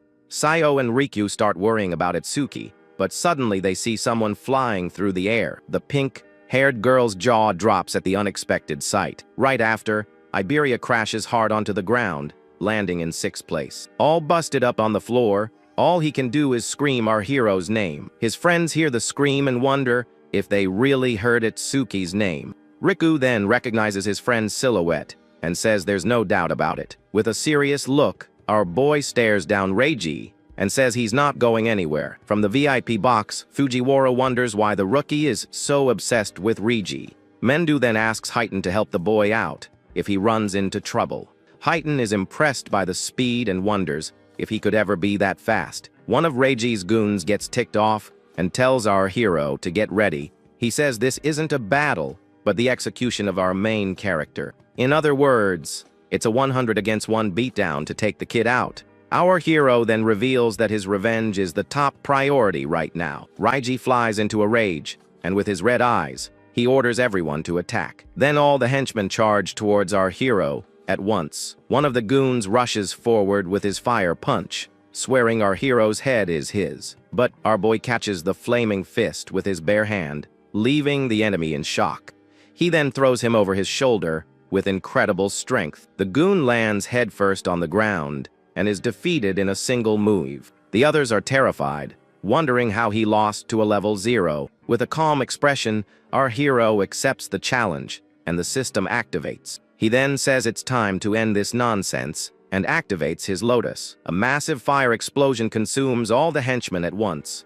The wave of flames sweeps across the arena, sending everyone flying. His friends are stunned, wondering if that was really Itsuki's skill. The other competitors are also shocked by the power of the explosion. Even the 1st place finisher Hana Hanyu watches the scene in silence. In the VIP box, Fujiwara can't believe a level 0 did that and used skills from another class. Choa now understands his confidence back in the desert. He had an area of effect skill.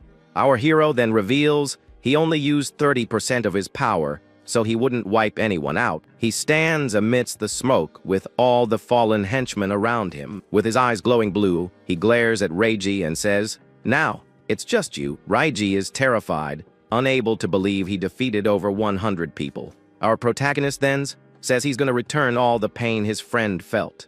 Raiji gets furious and unleashes his power, saying they're on completely different levels. With a shout, Raiji launches his thunder cannon, and our hero's system begins to analyze it. But our boy easily dodges and lands a blow on the villain's back. Raiji is shocked by his speed and realizes there's no way he can win this fight. Desperate, he screams for his bodyguard, some guy named 40, to save him. The behemoth then gets ready to break the rules and help his boss. With a smirk, The villain says the kid is about to be turned into mincemeat, since 40 is level 35. In the VIP box, Mendu tells Heighten to go, and the young man obeys instantly. Our hero uses his senses and detects someone approaching at high speed, and it's not just one person, as another guy shows up for the brawl. The big guy then lands with a thud, kicking up a cloud of dust. With a focused gaze, our boy observes the new enemies who have arrived. Heighten then grabs Raiji's goon and tells our hero to continue what he was doing. With a look of pure hatred, our protagonist says the villain's lifeline has just run out. Terrified, Raiji tries to use his family's name to intimidate the kid, but with a furious roar, he gets slammed to the ground and is knocked out cold. With the villain defeated, our hero says that was for Ajaha. From the VIP box, a girl with glasses blushes at the boy's victory. Fujiwara finds it odd and asks why she's looking in that direction. Our protagonist then purposely pauses the analysis at 99%. On the other side of the arena, Sayo shouts her friend's name upon seeing him victorious. Our hero then hears a familiar voice and turns around, surprised to see who it is. He sees his friends Sayo and Riku running towards him for a reunion. The pink-haired girl calls for him to come inside and get out of the falling rain. With tears in her eyes, she worries that he might catch a cold. The system then announces that he placed 7th in the first phase. Iberia and Riku arrive and hug the boy, relieved that he's okay. But Riku gets annoyed with Iberia and glares at him with lightning in his eyes. With a smile, Iberia introduces himself as our hero's new partner. The friend with glasses calls him a traitor, and Sayo finds it strange that Itsuki is making friends. Iberia brags about being his partner, but Riku asks for the doe's name. Riku then says they have a team name, and Iberia challenges him to say it. With great pride, he reveals the name is Duo I,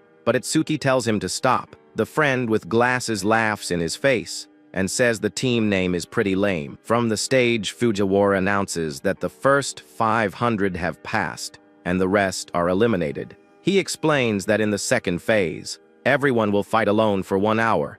Iberia is terrified at the thought of fighting the beasts by himself. In the VIP box, Heighten is excited for the second phase and wants to see what they've got. The screen shows the top 7 finishers from the first phase of the tournament. Next, the gigantic arena for the second phase is revealed to everyone. The group then gets ready and walks towards the entrance of the new challenge. Riku comments that the place is a bit creepy and asks if his friend's level is really 0. The friend with glasses then asks how he gets stronger without leveling up, and our hero just smiles. Sayo gets annoyed and tells the boys not to pay him any mind. Suddenly, the tournament judges appear, and Fujiwara asks if everyone is ready. Iberia's jaw drops as he recognizes the people who just arrived. The crowd recognizes legends like Fujiwara and the veteran Heighten. Fujiwara then begins to explain the rules for the second stage of the tournament. He reveals that points vary depending on the difficulty of the monsters, and after each victory they get a 1-minute rest before the next round. The brute Gakuwo, full of himself, says he's going straight for the nightmare class. Our hero then raises his hand because he has a question about the test. The crowd around him scoffs, thinking the kid is going to back out of the fight. Fujiwara then allows the question and tells the boy to say what's on his mind. Our protagonist then asks if the nightmare class is the maximum difficulty. With a smile on his face, Heighten finds the rookie's question quite interesting. The crowd continues to mock him, doubting he could even beat the beginner mode. Fujiwara explains that, in theory, there's no difficulty limit for the beasts. Riku thinks it's pointless to even consider it, since the nightmare class is already so tough. Finally, he reveals that today's points will count towards the main tournament. The group gets excited by the news, and Iberia says he'll have to use his trump card. Our hero remembers Taiwajan's record of 115,000 points. Then the announcer tells everyone to enter the arena for the second phase. Alone in the area, he finds the place looks a lot like the other stages. Suddenly, a pack of level 1 rabid dogs appears to attack. He activates his black ice, wanting to finish off the creatures quickly. In the VIP box, Heighten questions Fujiwara for monitoring the kid again, but with a smile, Heighten says that our hero is much more interesting. Fujiwara gets annoyed with his excitement and says the show is about to begin. With a single blow, our protagonist defeats all the dogs in the arena. Fujiwara is shocked because it took him only 1 second to clear the stage. Heighten then boasts, saying he told him the kid was way cooler. The old man thinks the victory was easy because the next opponent is level 8. A giant fire salamander appears and stares him down with a hungry look. Heighten doesn't think a level 8 monster will be much of a threat to him. Fujiwara then changes the subject and asks to see the other participants. He says that most are still fighting the beginner monsters. The only one keeping the same pace as our hero is the girl, Hanahanyu. Suddenly, the girl with glasses screams in terror, drawing everyone's attention. Our protagonist is then engulfed by the giant salamander's flames. Heighten stops the old man from calling the medical team, as he has faith in the boy. With his black ice activated, our hero protects himself from the salamander's flames. He then uses his ice blade and easily slices the monster in half. The creature is split into 2 parts and falls defeated on the arena floor. The system then announces that it took him 5 seconds, and he earned 500 points. Fujiwara doesn't understand why he took the hit on purpose, and Heighten smiles. Our protagonist then reveals that he needs to use these chances to increase his stats. The screen shows that his defense is now at 434 points. He ignores the rest time and decides to test his defense on the next monster. Heighten comments that this difficulty tests speed and combat sense. Then an electric rhinoceros appears and Fujiwara calls it an Aleki, rhino. If the creature's horn hits him, the awakened would be pierced due to a lack of defense, or they would be paralyzed by the lightning for not having electrical resistance. The old man says that to win, one must use speed and attack when it's tired, but suddenly, he's shocked by our hero's unexpected move. Our protagonist simply walks up to the beast and touches its horn. With a smile, he says that horn is perfect for testing his defense.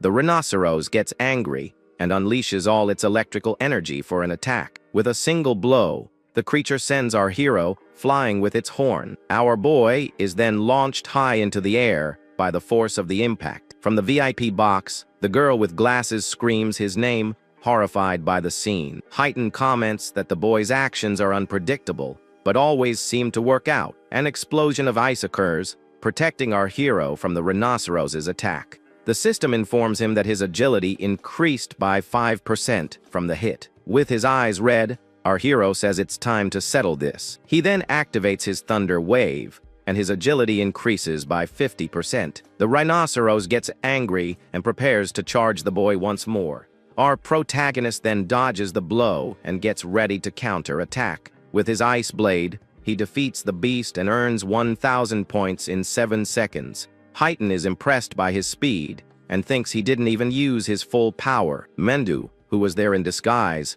reveals that the next monster is very dangerous. The creature has sharp claws that can tear enemies apart in the blink of an eye. On top of that, its giant mouth spews iron chains and swallows everything it sees. Its body is also covered in a very tough exoskeleton armor.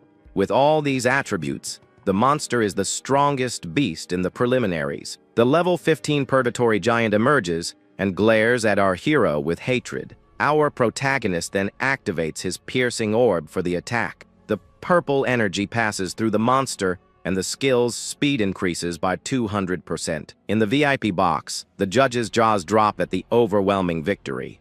The screen then shows that the orb's speed has increased by 900%. In just 3 seconds, he earns 5,000 points and moves on to the next challenge. Elsewhere, a monster shoots a powerful stream of water from its mouth. Meanwhile, Sayo uses her water bullet to advance to the next class. The brute Gakyu also skips the rest period to be the first one to get there. As for the first place finisher, Hanahanyu, she prefers to recover her mana before continuing. Suddenly, the screen shows that the Nightmare class was cleared in 21 seconds. Everyone is shocked and wonders who the guy was that managed such a feat. Our hero then says it's time to move on after his victory. In the VIP box, Fujiwara can't believe he defeated a level 15 giant. With a smile, Heighten tells them to increase the difficulty to see how far the kid can go. The second stage then begins with 2 Purgatory Giants, and our hero is unfazed. The 2 immense creatures appear in the arena and charge forward with everything they've got. But our boy decides to take one of them out while they're still roaring. With his piercing orb, he defeats the first giant and increases its speed. Fujiwara is stunned and wonders if his skill has any limits at all. However, Heighten reveals that the ability does have a very fatal flaw. Suddenly, the second giant charges at the boy with absurd speed. Our protagonist is startled, as the creature is faster than any other. Mendu explains that giants are often mistaken for being slow because of their size. Without wasting any time, our hero prepares another piecing orb for the attack. He then launches his skill just as the monster was getting close. Heighten explains that the giants don't use mana, but their other stats are better. The screen shows that the monster has a total of 940 stat points. The giant then dodges the purple orb, and our hero is surprised by its speed. Mendo realizes the orb is slow, and the boy used the beast's roar as an opening to attack. The monster then strikes with a powerful punch, and our protagonist dodges with a jump. The force of the blow is so great that it creates a massive crater in the arena floor. A rock explosion happens, kicking up a lot of dust and debris. Our hero then realizes the orb can be dodged at mid-range. Heighten says that if he uses the skill knowing it won't hit, it means he's out of tricks. With a smile, our protagonist says that since the beast is fast, he'll just get closer. He then activates his thunder wave and charges straight at the giant. With his speed, he easily dodges all of the monster's attacks. The giant is then surrounded by lightning and can't land a single hit. From the VIP box, the girl with glasses is stunned by the boy's agility. Fujiwara panics because the attack is much stronger than the rhino's. However, Mendu stops him from calling the rescue team and tells him to wait. Heighten agrees, saying the power is great, but it's useless if it doesn't hit. The giant's fist then stops just inches from the ground, missing its target. The creature kneels, defeated, and can no longer move to fight. With a smirk, the monster looks at our hero and beckons him to come closer. The giant then turns its head, surprised by our hero's audacity. With a jump, our protagonist lands the piercing orb right on the beast's head. With his lightning active, he prepares the final blow to end the fight. The purple energy then pierces through the monster's skull, finishing it for good. The system reports that the orb's speed increased by 1,300%. With the victory, he earns 10,000 points in just 12 seconds of fighting. In the VIP box, the girl with glasses shouts his name, thrilled with the victory. Fujiwara finds her excitement strange and says it's rare to see her so animated. All embarrassed, she makes up an excuse, saying she was just cheering. Mendu then gets a bit awkward at the scene and says she's become more talkative. Heighten then asks why the boy dodged the giant's attacks. He explains that our hero's normal speed is similar to the monster's, but when he activates his electricity, his speed increases dramatically, and with that, the giant's attacks can no longer hit him. Fujiwara says that even so, he's already secured first place with his points. But to surpass the strongest man, our hero can't stop here. With a determined look, he shouts that he can't stop, not even for a second. The third stage begins, and now there are 3 purgatory giants to face. With his purple orb, he defeats the first monster in a single shot. Heighten then smiles, because the boy chose to continue, and he expected nothing less. Fujiwara remembers that Heighten made it all the way to stage 4 in one go back in the day. The old man then wonders how our hero will fare, since Heighten's limit was stage 3. One of the giants then attacks with full force, and our hero prepares to dodge. With his speed, he dodges the punch, and the monster smashes the ground. He uses his thunder wave and closes in to attack the second giant. With his piercing orb, he defeats the second one and increases the speed. Our protagonist then says that for the third one, he'll use a different strategy. He then throws himself forward and is swallowed by the last giant in the arena. The monster clamps its mouth shut, thinking it has won. The creature then celebrates,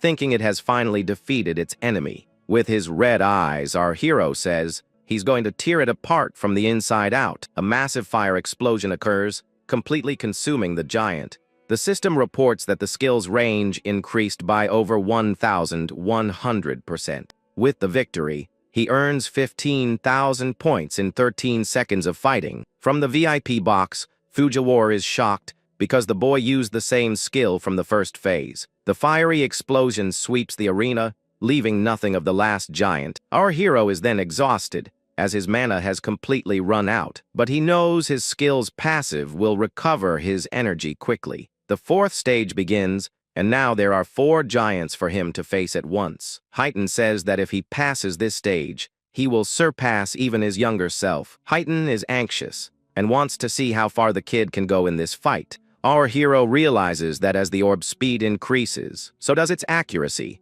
With a few more boosts, he'll be able to hit the creatures from a distance, but he knows his mana is limited, and he can't afford to miss a single shot. Suddenly, one of the giants spews chains from its mouth and traps him. Our protagonist is surrounded by the chains and can't move. He's surprised by the attack, as he didn't expect chains to come out of the beast's mouth. The giant then pulls him in and hits him with a powerful punch. The blow sends him flying into the arena wall with great force. Unable to move, he's caught by the monster and is in a bad spot. The giant then squeezes him with its claws, preparing for the final blow. Under the pressure, our hero's body begins to be crushed by the grip. The force is so great that the giant manages to punch a hole in the arena. Our protagonist then falls to the ground, all beaten up and with no strength left. Desperate, Fujiwara tells Heighten to help him before it's too late. Heighten wonders if this is the end of the line for our protagonist. He then remembers when he too was defeated in one of his fights. Without a second thought, he prepares to enter the arena and save him, but suddenly Mendu stops him, saying the boy hasn't given up yet. Fujiwara panics, because if they don't save him now, he's going to be a goner. Mendu says he can sense that the boy still has an ace up his sleeve. Fujiwara is confused, and the commander reveals that he knows this because of his eyes, because those are not the eyes of someone who has accepted their end. With a look of pure fury, our hero says there's no way he's going down here. He then remembers that during the fight with Rigi, he started analyzing his skill, but he stopped the analysis on purpose right at the very end, at 99%. The analysis finally reaches 100%, and he says he's been waiting for this moment. The girl with glasses sees the blue lotus and wonders what good it is now. Heighten finds her reaction odd and wonders if she already knew something. The new skill allows him to absorb lightning attacks and increase his agility by 100%. On top of that, the ability boosts his stats and fully recovers his health. A blue lotus flower appears and heals all of our protagonist's wounds. With a smile, he says the warm-up is over, and it's time to fight for real. Fujiwara is shocked because he recovered faster than a healer. With his new powers, he easily defeats the giants of the 4th stage. The screen shows that he completed the challenge and earned 20,000 points. Without wasting time, he defeats another giant with his piercing orb. Now his orb travels at 27 meters per second, and he moves on to the next. He then defeats the monsters of the 5th stage and earns 25,000 points. In the 6th stage, he defeats 6 more giants and earns another 30,000 points. In the VIP box, the judges are left speechless and completely exhausted by the fight. The arena has turned into a real hellscape, with a mountain of defeated giants. Our hero then lies on the ground and wonders why the monsters stopped coming. Fujiwara is in shock and says he never expected anything like this. With no other choice, he presses the emergency button to stop the challenge. With the microphone in hand, he informs our boy that the test is over. The old man then reveals that he defeated every single giant they had in stock. Atop the pile of monsters, Fujiwara shouts that he took out all the giants. Our hero is confused and asks how, since he thought there was no limit. Tired, he wonders how many points he scored and hopes to close the gap with Taiwajan. But he accomplished his goal of increasing the speed of his piercing orb. Now the skill travels at 38 meters per second. Faster than a car. With his blue aura still active, our protagonist stares at the empty arena.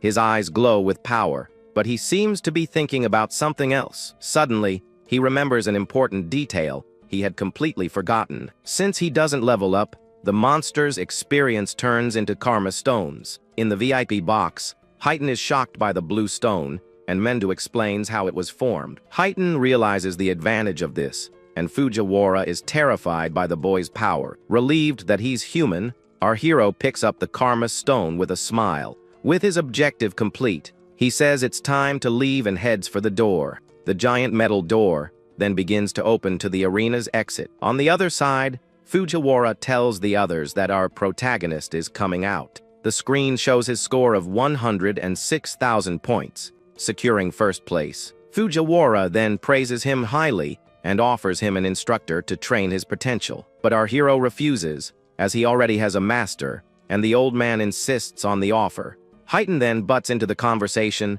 and tells Fujiwara to stop bugging him. He also thanks him for taking care of the goons, and Heighten says he only punished those who broke the rules. Heighten then reveals that he is a student of Mendo Izumi, which is why he helped. Fujiwara's jaw drops, and our hero thanks Heighten for the help. With a smile, Heighten confirms the information, leaving the old man even more shocked. Our protagonist then turns and greets his master who was there. The girl with glasses congratulates him and offers to call Aja if he's injured. With a smile, he says he's fine and just needs some rest to recover. Fujiwara understands everything and remembers that Mendo's other student also cleared stage 2. Our hero then asks if Taiwa also reached stage 6 of the tournament. The old man explains that the second phase has only just truly begun for the others. In another arena, Riku finishes the hard class and gives up on nightmare mode. Sayo also uses her water sphere, but runs out of mana to continue the test. Our hero is surprised, but Fujiwara tells him not to judge the others. He then asks why they didn't leave, and the old man explains the rules. Heighten comments that other participants managed to reach nightmare mode. With his artifact, Gakuo manages to defeat a purgatory giant. Meanwhile, Shion Akagami and her Shikigami are attacked by a monster, but her creature begins to transform into its complete and terrifying form. With its red eyes, the beast turns into a giant werewolf and faces the enemy. Without any difficulty, the Shikigami defeats the monster with a single punch. Our hero asks if Aegea's butterfly does that, but the girl says it doesn't. Our hero realizes that Shikigamis are quite strong and remembers his own dog. Since his friends have left, he decides there's no reason for him to stay there anymore. But suddenly, he notices something strange happening in one of the arenas. It's Iberia, who has activated a red armor, and our boy thinks it was a gift from his father. With a smile, Iberia reveals that it's his father's strongest epic armor. The screen shows the stats of the dragon gear, which increases attack and agility every minute. He explains that the armor has a will of its own, and that he suffered a lot to get it, but the armor has a 15-minute limit, and he needs to end the fight quickly. His stats then increase by 120 points, and he goes on the attack. Iberia remembers the announcement and motivates himself not to disappoint his new partner. With the doe's name in his head, he charges at the monster with everything he's got. Our protagonist watches the scene and thinks his new friend looks pretty stylish. Suddenly, a voice announces that the second phase of the tournament is finally over. Fujiwara explains that only the top 10 advance, and the top 2 will win a prize. On the ground, Gakuo gets all cocky and already considers himself the owner of the reward. With a serious look, the old man prepares to announce the top 10 finishers. The screen then shows the final scoreboard, and our hero is in first place by a long shot. The others are shocked, as he scored over 100,000 points, all by himself. Gakuo can't believe he came in third and wonders who Itsuki Tenma is. Elsewhere, a green-haired girl also takes an interest in our hero. Sayo is shaken by the power difference between her and our protagonist. Meanwhile, it's revealed that our boy placed first in the entire country. The girl with glasses notices that her father is very happy with the test results. On the ground, Iberia celebrates, as he already knew his new partner would be the winner.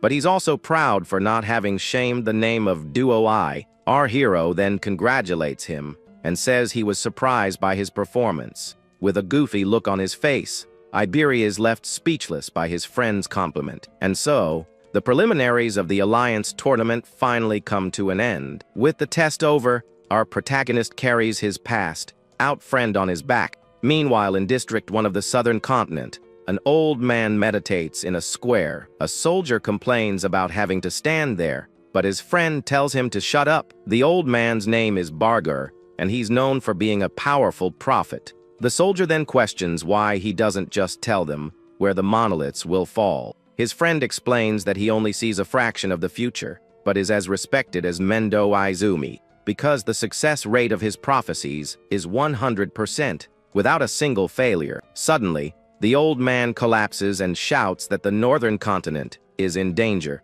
He reveals that a beast attack is going to happen, and one of them is level 100. At night in a flower garden, someone starts a conversation with our hero. The screen shows that his total stats have surpassed 1,500 points. This is an incredible feat, as the normal gain is 50 points per level. With this, our hero is compared to a level 30 awakened. Additionally, his passive skills continuously increase his defense and agility, but his attack power is the only thing that he can't increase for now. Our protagonist is then caught off guard by a familiar voice. From outside, Riku calls him to eat, saying he made his favorite dishes. He decides to put the problem aside, as he might get an attack skill later. Then, everyone gathers at the table to enjoy the feast Riku has prepared. Our hero notices a friend's absence and asks where Iberia is. Aja explains that she healed him, but he was exhausted and is still sleeping. Riku is surprised that a level 7, like him, passed a phase that they couldn't. Suddenly, Sayo gets scared and points to something behind her friend. A sinister shadow with a red eye appears behind Riku without him noticing. In a spooky voice, the creature asks for food, making everyone tense, but it turns out it was just Iberia, who woke up and sat down at the table to eat. Riku gets annoyed because he scared him, and on top of that, is eating without asking. With his mouth full, Iberia just asks for more food with his empty bowl. The friend with glasses then gets really mad and asks if he wants to fight. Iberia then devours the food with a smile and says it's delicious. Riku then brags, saying he got his energy back thanks to his cooking. Iberia suggests he should become a chef, since he has more talent for that than for fighting. Suddenly, Mendu interrupts and says he wants to ask the group a question. He then asks everyone at the table what their greatest fear is. Riku says his dream is to be a savior so he can travel the world and eat well. Therefore, his greatest fear is growing old and no longer having the energy to travel. Just the idea of getting old and losing his sense of taste terrifies him. Mendu then turns to Sayo and asks what her fear is. She reveals she was born into a family of doctors and grew up in a hospital. Because of this, she saw many people suffering from illnesses from a young age. This experience became a trauma, and now she's afraid of even a common cold. Our hero then understands why she ran away when he sneezed the other day. The scene shows him sneezing and the girl running away, terrified of the situation. Mendu comforts her, saying that the awakened live twice as long and rarely get sick. Next, he turns to Iberia and asks what his fear is. He reveals that his biggest fear was not passing the tournament qualifiers, but now his fear is not being able to fight alongside his friend Itsuki. With a smile, he passes the question to our hero, who gets a little flustered. Everyone at the table stares at him, and Sayo says she can't imagine what he fears. Our hero then reveals that he was anxious about how he would survive on his own. He explains that anger and sadness overwhelmed him when he was alone in the dark. In his flashback, he was crying until Sayo and Riku appeared before him. His childhood friends find him and try to cheer him up with some food. With tears in his eyes, he says their kindness pulled him out of that negative world. After that, he also met Mendu Aja and even Iberia. He felt like he had finally gained true companions by his side. Looking at everyone, he says that his family had actually grown much larger.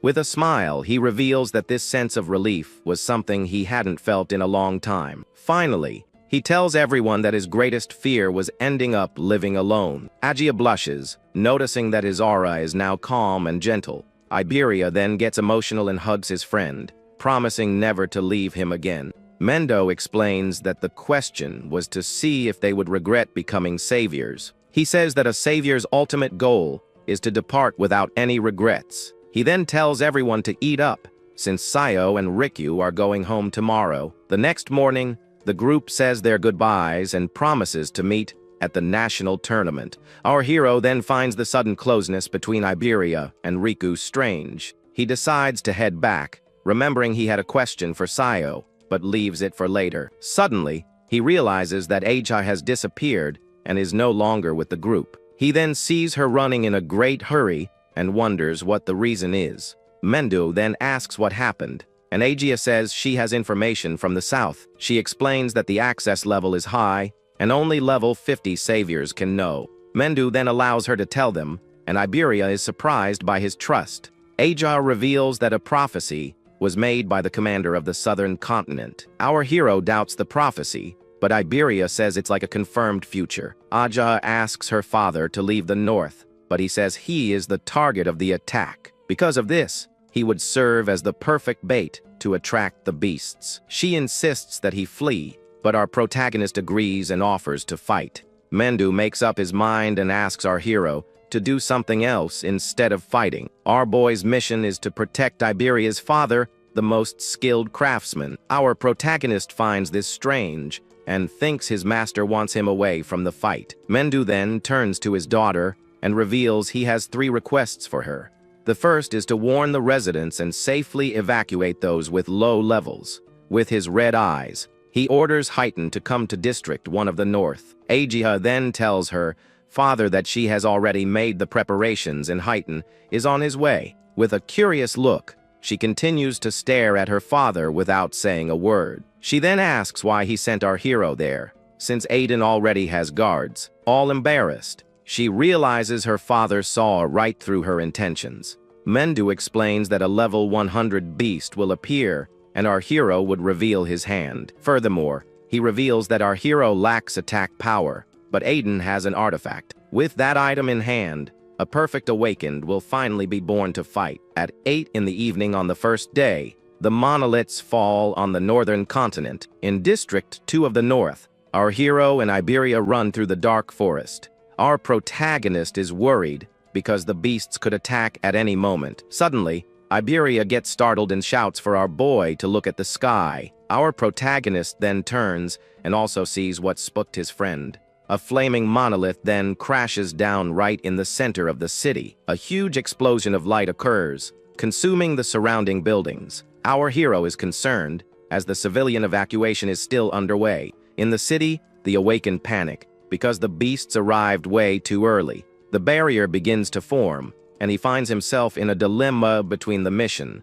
and the civilians. He knows Iberia is exhausted, but hasn't asked to stop because of his father. Iberia then says they should go help, because without a strong awakened, many will be lost. With a smile, Iberia changes the plans, and our hero agrees to help. Suddenly, a stone fist erupts from the ground and attacks the awakened. A level 21 fire golem then appears and faces the heroes. The group realizes the fight will be tough, even with 3 level 15s. One of the awakened uses his stone shield and tells everyone to hold the formation. With the shield in front, he tells the others to look for an opening to attack. But the golem unleashes a blast of fire and easily destroys the shield. The awakened is shocked, as he didn't expect so much power in a single blow. His friends panic because if the tank was defeated, they don't stand a chance. One of them then tells everyone to run, as fighting is just throwing their lives away. With a smirk, another says the coward is the one who needs to be careful here. But suddenly, he's surprised by a creature that appears behind him. Terrified, he begs for his life but uses his water cannon to attack. He brags about being the natural enemy of fire creatures, but is defeated. His friends see the fallen golem and prepare to deliver the final blow. But the one who attacked gets cocky and says he'll finish the beast himself. Suddenly, the golem gets back up and glares at the awakened with a look of hatred. The monster then unleashes a massive fire blast, and everyone thinks it's the end. But a wall of ice appears, protecting the awakened from the golem's attack. With the arrival of reinforcements, one of the awakens says everything will be okay now. Our hero then tells Iberia to evacuate the civilians, and his own defense increases. Iberia brags and says that one day he'll be stronger than Jin Taiwa himself. One of the awakened gets annoyed by the boy's audacity and calls him a brat.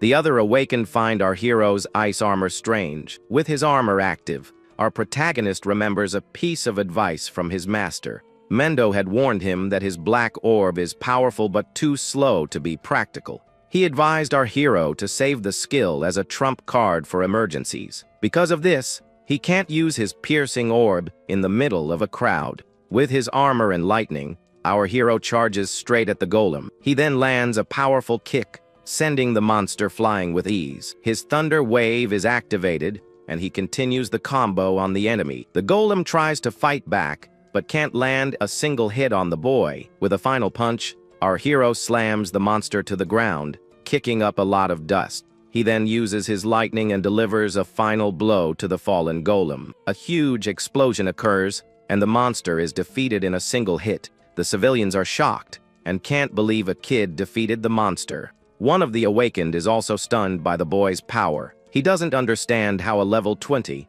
one golem couldn't even touch him. Our hero then turns to leave, and the awakened notices he's gone. One of them then boasts, saying the kid only won because of their help. After the victory, our hero and Iberia continue on their way to find Aiden. Our hero then realizes he needs to increase his attack power somehow. The screen shows his attack is 330, but his agility is 760. Iberia praises his friend's speed, but our hero says it means nothing without power. Tired, Iberia is surprised because he had never thought of it that way before. Our protagonist then says there's a good way to increase his attack power. Iberia reveals that his father's workshop is full of artifacts to help his friend. With a goofy smile, he imagines our hero all geared up in incredible armor. Our boy finds the laugh strange, but notices that his friend is very tired. Suddenly, he picks him up and tells his friend not to push himself so hard. Without waiting for reply, our hero takes off running with Iberia in his arms. The night continues, and the moon illuminates their path through the dark forest. They finally arrive, and Iberia complains that his arms nearly fell off on the way. Iberia explains that his father lives in the forest because the city is too noisy. He also reveals that the house is full of traps, and our hero can sense the mana. His friend tells him to stay close, but our boy knows he can dodge them with his senses. With a smile, Iberia brags that it's finally his turn to lead the way. He then starts walking confidently along the path, covered in dry leaves. But he gets carried away and forgets about a trap right in front of him. The ground starts to shake, and Iberia panics at the most annoying trap. Suddenly, an epic iron golem emerges from the earth to attack. Our hero's jaw drops, as he didn't expect a humanoid artifact. Without wasting a moment, the creature charges and attacks Iberia with a powerful punch. But our hero dodges with a jump, saving his friend from the golem's blow. The impact of the punch creates a crater in the ground and kicks up a lot of dust. He gets annoyed that even an artifact has more attack power than him, but he can't destroy it. Our protagonist then asks if there's a way to stop the creature. Iberia reveals that the karma stone on the golem's chest is its weak spot. With a smile, our hero activates his thunder wave and goes on the attack. With his speed, he dodges the blows and hits the golem's weak spot. He gets close and prepares to rip out the karma stone with his bare hands. Using his lightning, he phases through the iron armor and gets close to the stone. He then rips out the golem's power source, deactivating it instantly. The creature then stops moving and stands motionless in the middle of the forest. With the stone in hand, our hero stares at the shadow of the defeated golem. Suddenly, Iberia yells for him to stop, as the golem belonged to some guy named Jasuk. A man appears out of nowhere and attacks our hero with his giant sword. The young man dodges at the last second, and the man is shocked by his speed. The man named Jasuk Bokudo apologizes and says he thought they were bandits. He wonders who our hero is, since he didn't sense his mana until the attack. Our protagonist is also surprised because the man's sword vanished. Iberia then introduces him, and our boy asks where his father is. Jasuk reveals that the master is out back, and that they should be careful. With a furious look, Iberia's father stares at the boys without saying a word. Iberia brags to his father, saying he passed the tournament qualifiers. He then demands the promised reward of choosing any artifact he wants. But suddenly,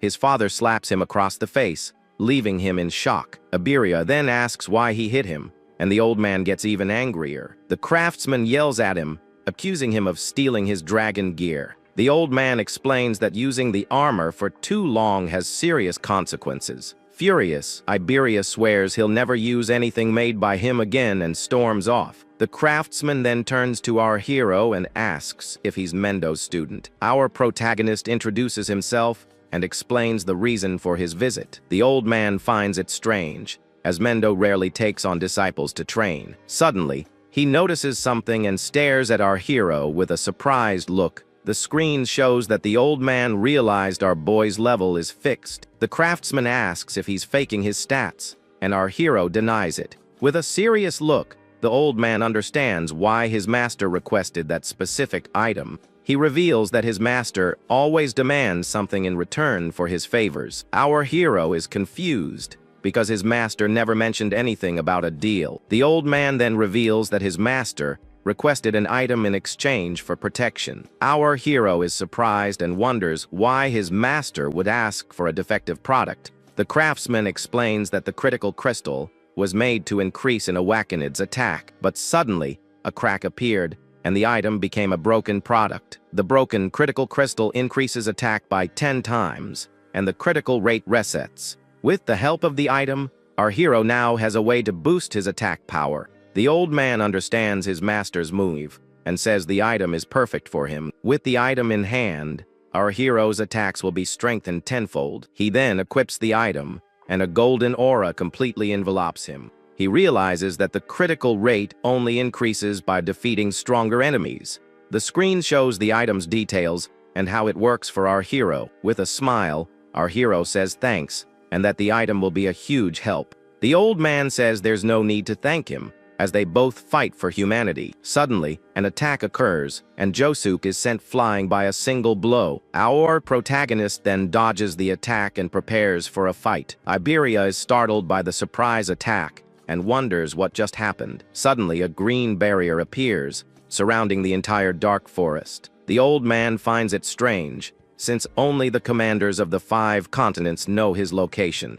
Josuke warns everyone to stay back, because the beasts are coming. With his eyes glowing, our hero senses something approaching at high speed. He can sense 6 monsters approaching, but suddenly there are 8. A level 14 one-horned demon appears and charges to attack. Our protagonist then dodges the blow and prepares to counter-attack. With his ice wall, he protects himself and easily defeats the creatures. He realizes he can't use his lotus because the explosion could be dangerous. Josuke would also be hit, as he's too close to the battle. On top of that, Iberia and his father are hiding in the cabin right behind him. The skill could hit them both, so he can't risk it. In the midst of the monster horde, he realizes that fighting alone is better. Suddenly, he senses a new wave of magical power, much stronger than before. A level 24 two-horned guardian beast emerges for the fight. Elsewhere, the demons prepare to send the first wave of attack.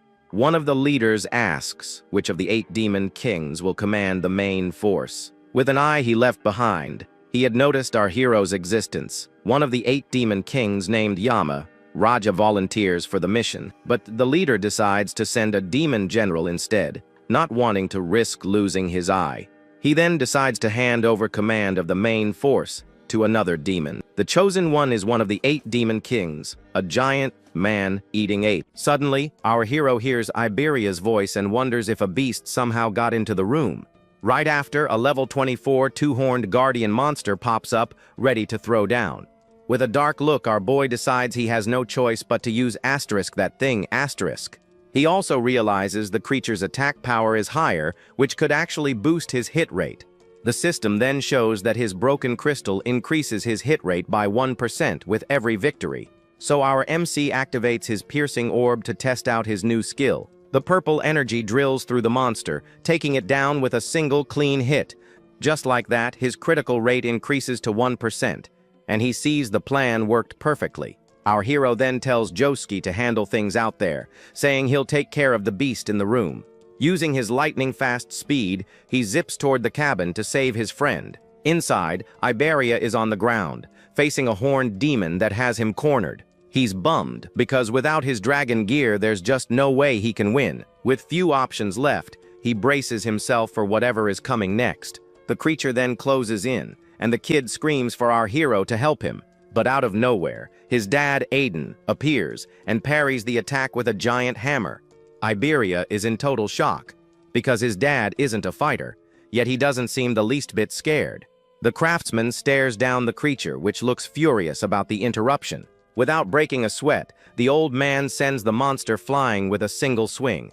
Our MC then arrives, and his new father-in-law leaves the rest to him. And with his wall of black ice, our hero pierces the monster's chest with everything he's got. Aiden then apologizes for the delay and asks about the situation outside. Our boy says he doesn't sense any more mana, and that Josuke must have already taken care of everything. From a distance, they see all the bodies, and Iberia is shocked by Josuke's strength. However, Josuke says there's no time to relax because the barrier is still up. With a serious look, he says he'll take down the beasts while destroying the barrier. But our hero stops him and tells him to protect Aiden and Iberia right there. The craftsman then notices the intense look in the boy's eyes. It's not fear, but a thirst for battle.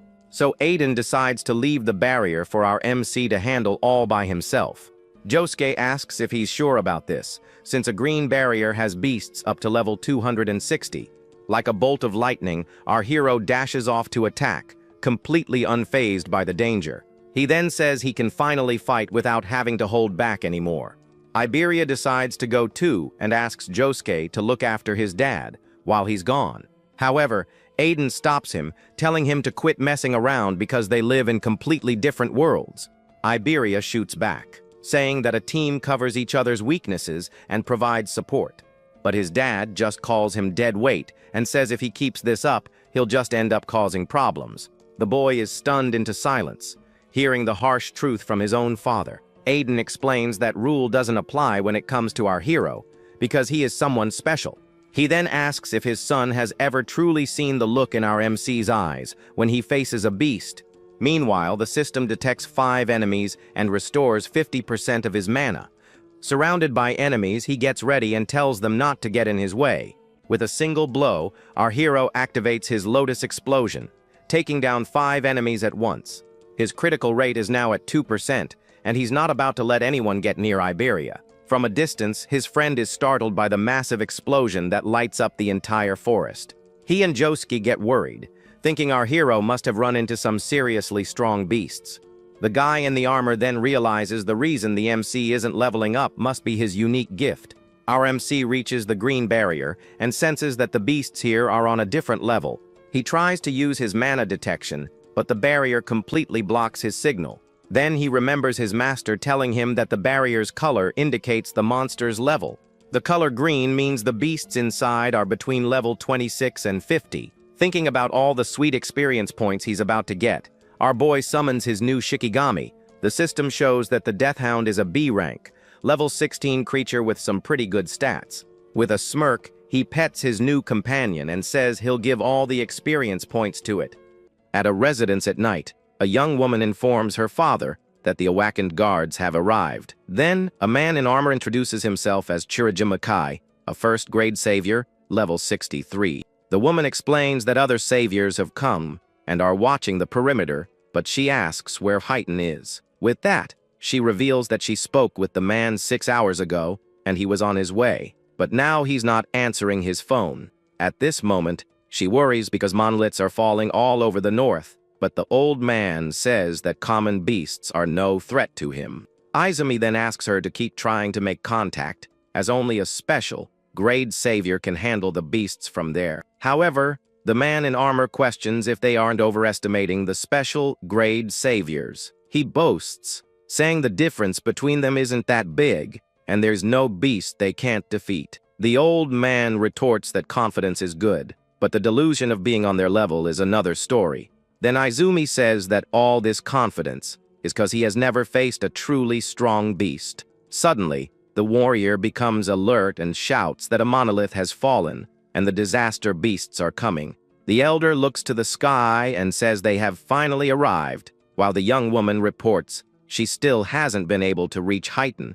With a confident look, Kei tells them not to worry, as he will eliminate every last beast. Right after, he declares that he will prove in that moment that the first grade are a match for the special grade. Elsewhere, we see the green barrier that our hero was tasked with destroying. Our protagonist and his wolf, Grim, are inside the barrier, and he notices the scenery is the same as outside. Then a beam of green light shoots up, and the young man feels a strange atmosphere as his magic detection activates. He can feel the magical waves inside but not outside, and concludes that they are separate spaces. With that, his system detects 5 enemies and recovers 50% of his mana. Our hero tells his wolf to wait there and take care of any beast that tries to escape. With a smile on his face, he calls the wolf a good boy and activates his electric power. Then, 2 monstrous creatures run in his direction to attack him. Using his speed, the young man dodges one of the monsters without difficulty. With that,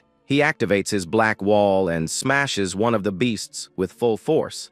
Next, he uses an electric attack to take care of the other creatures. The blow hits the monsters head-on and throws them far away with the impact. Suddenly, a much larger and more imposing beast appears in front of him. Without wasting time, our hero uses his piercing orb straight at the creature's face. The purple energy passes through the creature, giving it no chance to defend itself. With the victory, his critical rate increases to 3% in total. The young man calculates that with this rate, he will soon land his first critical attack. He then notices the green monolith and says it's the first time he's seen one up close. Then he wonders if destroying the stele will make the barrier disappear and says that one blow is enough. However, his system detects one more enemy, and his mana recovers 10%. With a focused look, the boy realizes there is still one enemy left to defeat. Suddenly, several black spikes shoot out from the ground and advance in his direction. The protagonist dodges the attack and thinks that if he hadn't sensed the magic wave before, he would have been pierced, and the situation would have turned very ugly for him. The young man looks at the stele and realizes the attack came from behind it. He then understands that this is a different type of disaster beast than the previous ones. From a distance, we see the immense green barrier that covers part of the forest. Meanwhile, the blonde kid is all bruised up and has a very worried look. Jazuke then warns him that not even Tenma can handle all the beasts, and the boy wonders if he'll end up holding his friend back. The man in armor tells him not to worry because the master exaggerates, but Iberia feels useless. He then explains that green barrier beasts are from level 26 to 50, and the blonde admits he wouldn't win. Jazuke tries to cheer him up, saying that at his age, he didn't even have the courage to enter one of those. Our hero's friend is surprised, and Jazuke reveals that the difference isn't just the level. With that, he explains that beasts from gray barriers have no intelligence and just destroy everything. Although they're strong, they can be defeated with strategy. But the ones from the green barrier are another story. Inside, there can be intelligent beasts like a 4-horned general, level 34. Jazuke says that few from the protagonist's generation could handle that beast, and the young man notes that they are different.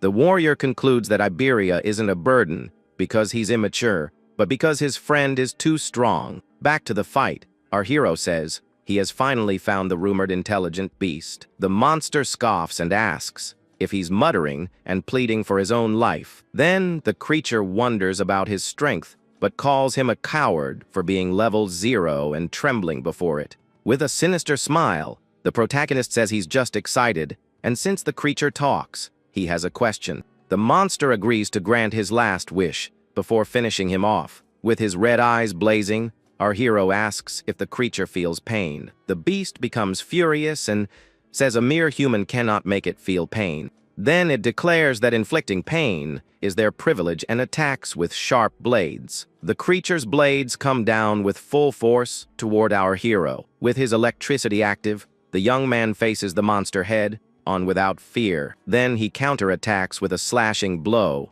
that tears through the air toward the enemy. The creature wonders if it hit him, but notices the boy's mana is increasing. It then realizes that even the opponent's antennae have gotten faster. But our hero trusts in his speed and knows he still has the advantage. However, he gets frustrated because his power is low and the blow barely made a scratch.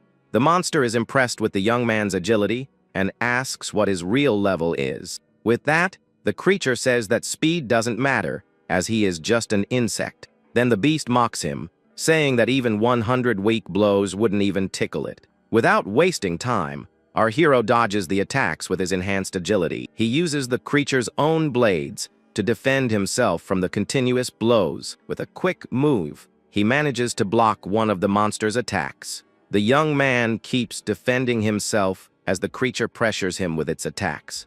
Then he challenges the beast to try and hit him if it's really capable. The beast notices his electricity is just to increase speed and questions his mana. He understands that the antennae are part of the beast's body, which is why his analysis doesn't activate. Our hero wonders how many attacks he has already delivered as he dodges again. The creature says it's useless, and the boy realizes his mana is running out. With a determined look, he decides to focus everything on the attack to win the fight. The young man decides to increase the frequency of his attacks, because if he lands a critical hit, he wins. He continues the attack, while the system shows the details of his critical hit item. To land the decisive blow, the only thing he can do is keep attacking. The creature defends itself with its blades, and our hero's blows have no effect. But in a moment of carelessness, he is hit hard and ends up spitting a little. The monster calls him a fool for throwing himself at it like that. The creature then mocks him, asking where that so-called pain he was going to cause is. The beast is surprised that he's still standing and praises his high defense. Suddenly, a red aura surrounds him, and the crystal informs him that his next attack will be a critical hit. With a devastating punch, he hits the monster's chest with all his might. The beast is completely shocked by the sudden power of the blow it received. The impact of the attack is so strong that a shockwave destroys everything around them. The enemy falls to its knees with a massive impact on its chest and wonders where so much power came from. The young man notices the critical hit was much stronger than he expected. Looking at the defeated enemy, he feels a mix of satisfaction, focus, and ecstasy. He then realizes that even with a wound on his stomach, he doesn't feel any pain. With a smile on his face and steam coming from his mouth, he says the feeling is incredible. The boy then grabs the creature and asks if it felt any pain from that. Frightened, the monster wonders what he is and calls him a cheater because of his stats. With red eyes, he explains that the other beasts didn't even scream and finishes off the enemy. With a frightening smile, he says that the scream of a beast that feels pain is good to hear. The creature calls him a demon as it's being overpowered, and the young man's critical rate increases. With the beast defeated, he says it's finally over, and his critical rate rises to 4%. Now that the danger has passed, the adrenaline fades, and the pain from the wound on his stomach starts to set in. He then notices that the barrier has become transparent, which means there are no more beasts inside. The young man approaches the monolith and realizes that he only needs to destroy it to complete his mission. Without wasting time, he throws a punch with all his might and shatters the stele into several pieces. Exhausted, he falls to the ground and thinks the stele was weak, but he needs to check something before heading back. With a serious look, he remembers an important detail about his new companion. A wolf's shadow appears in front of him, and the protagonist asks the creature to show itself. His wolf, Grim, then appears, and the young man notices that he seems much bigger than before. With a surprised look, he notices another change in his new Shikigami. The system shows that the wolf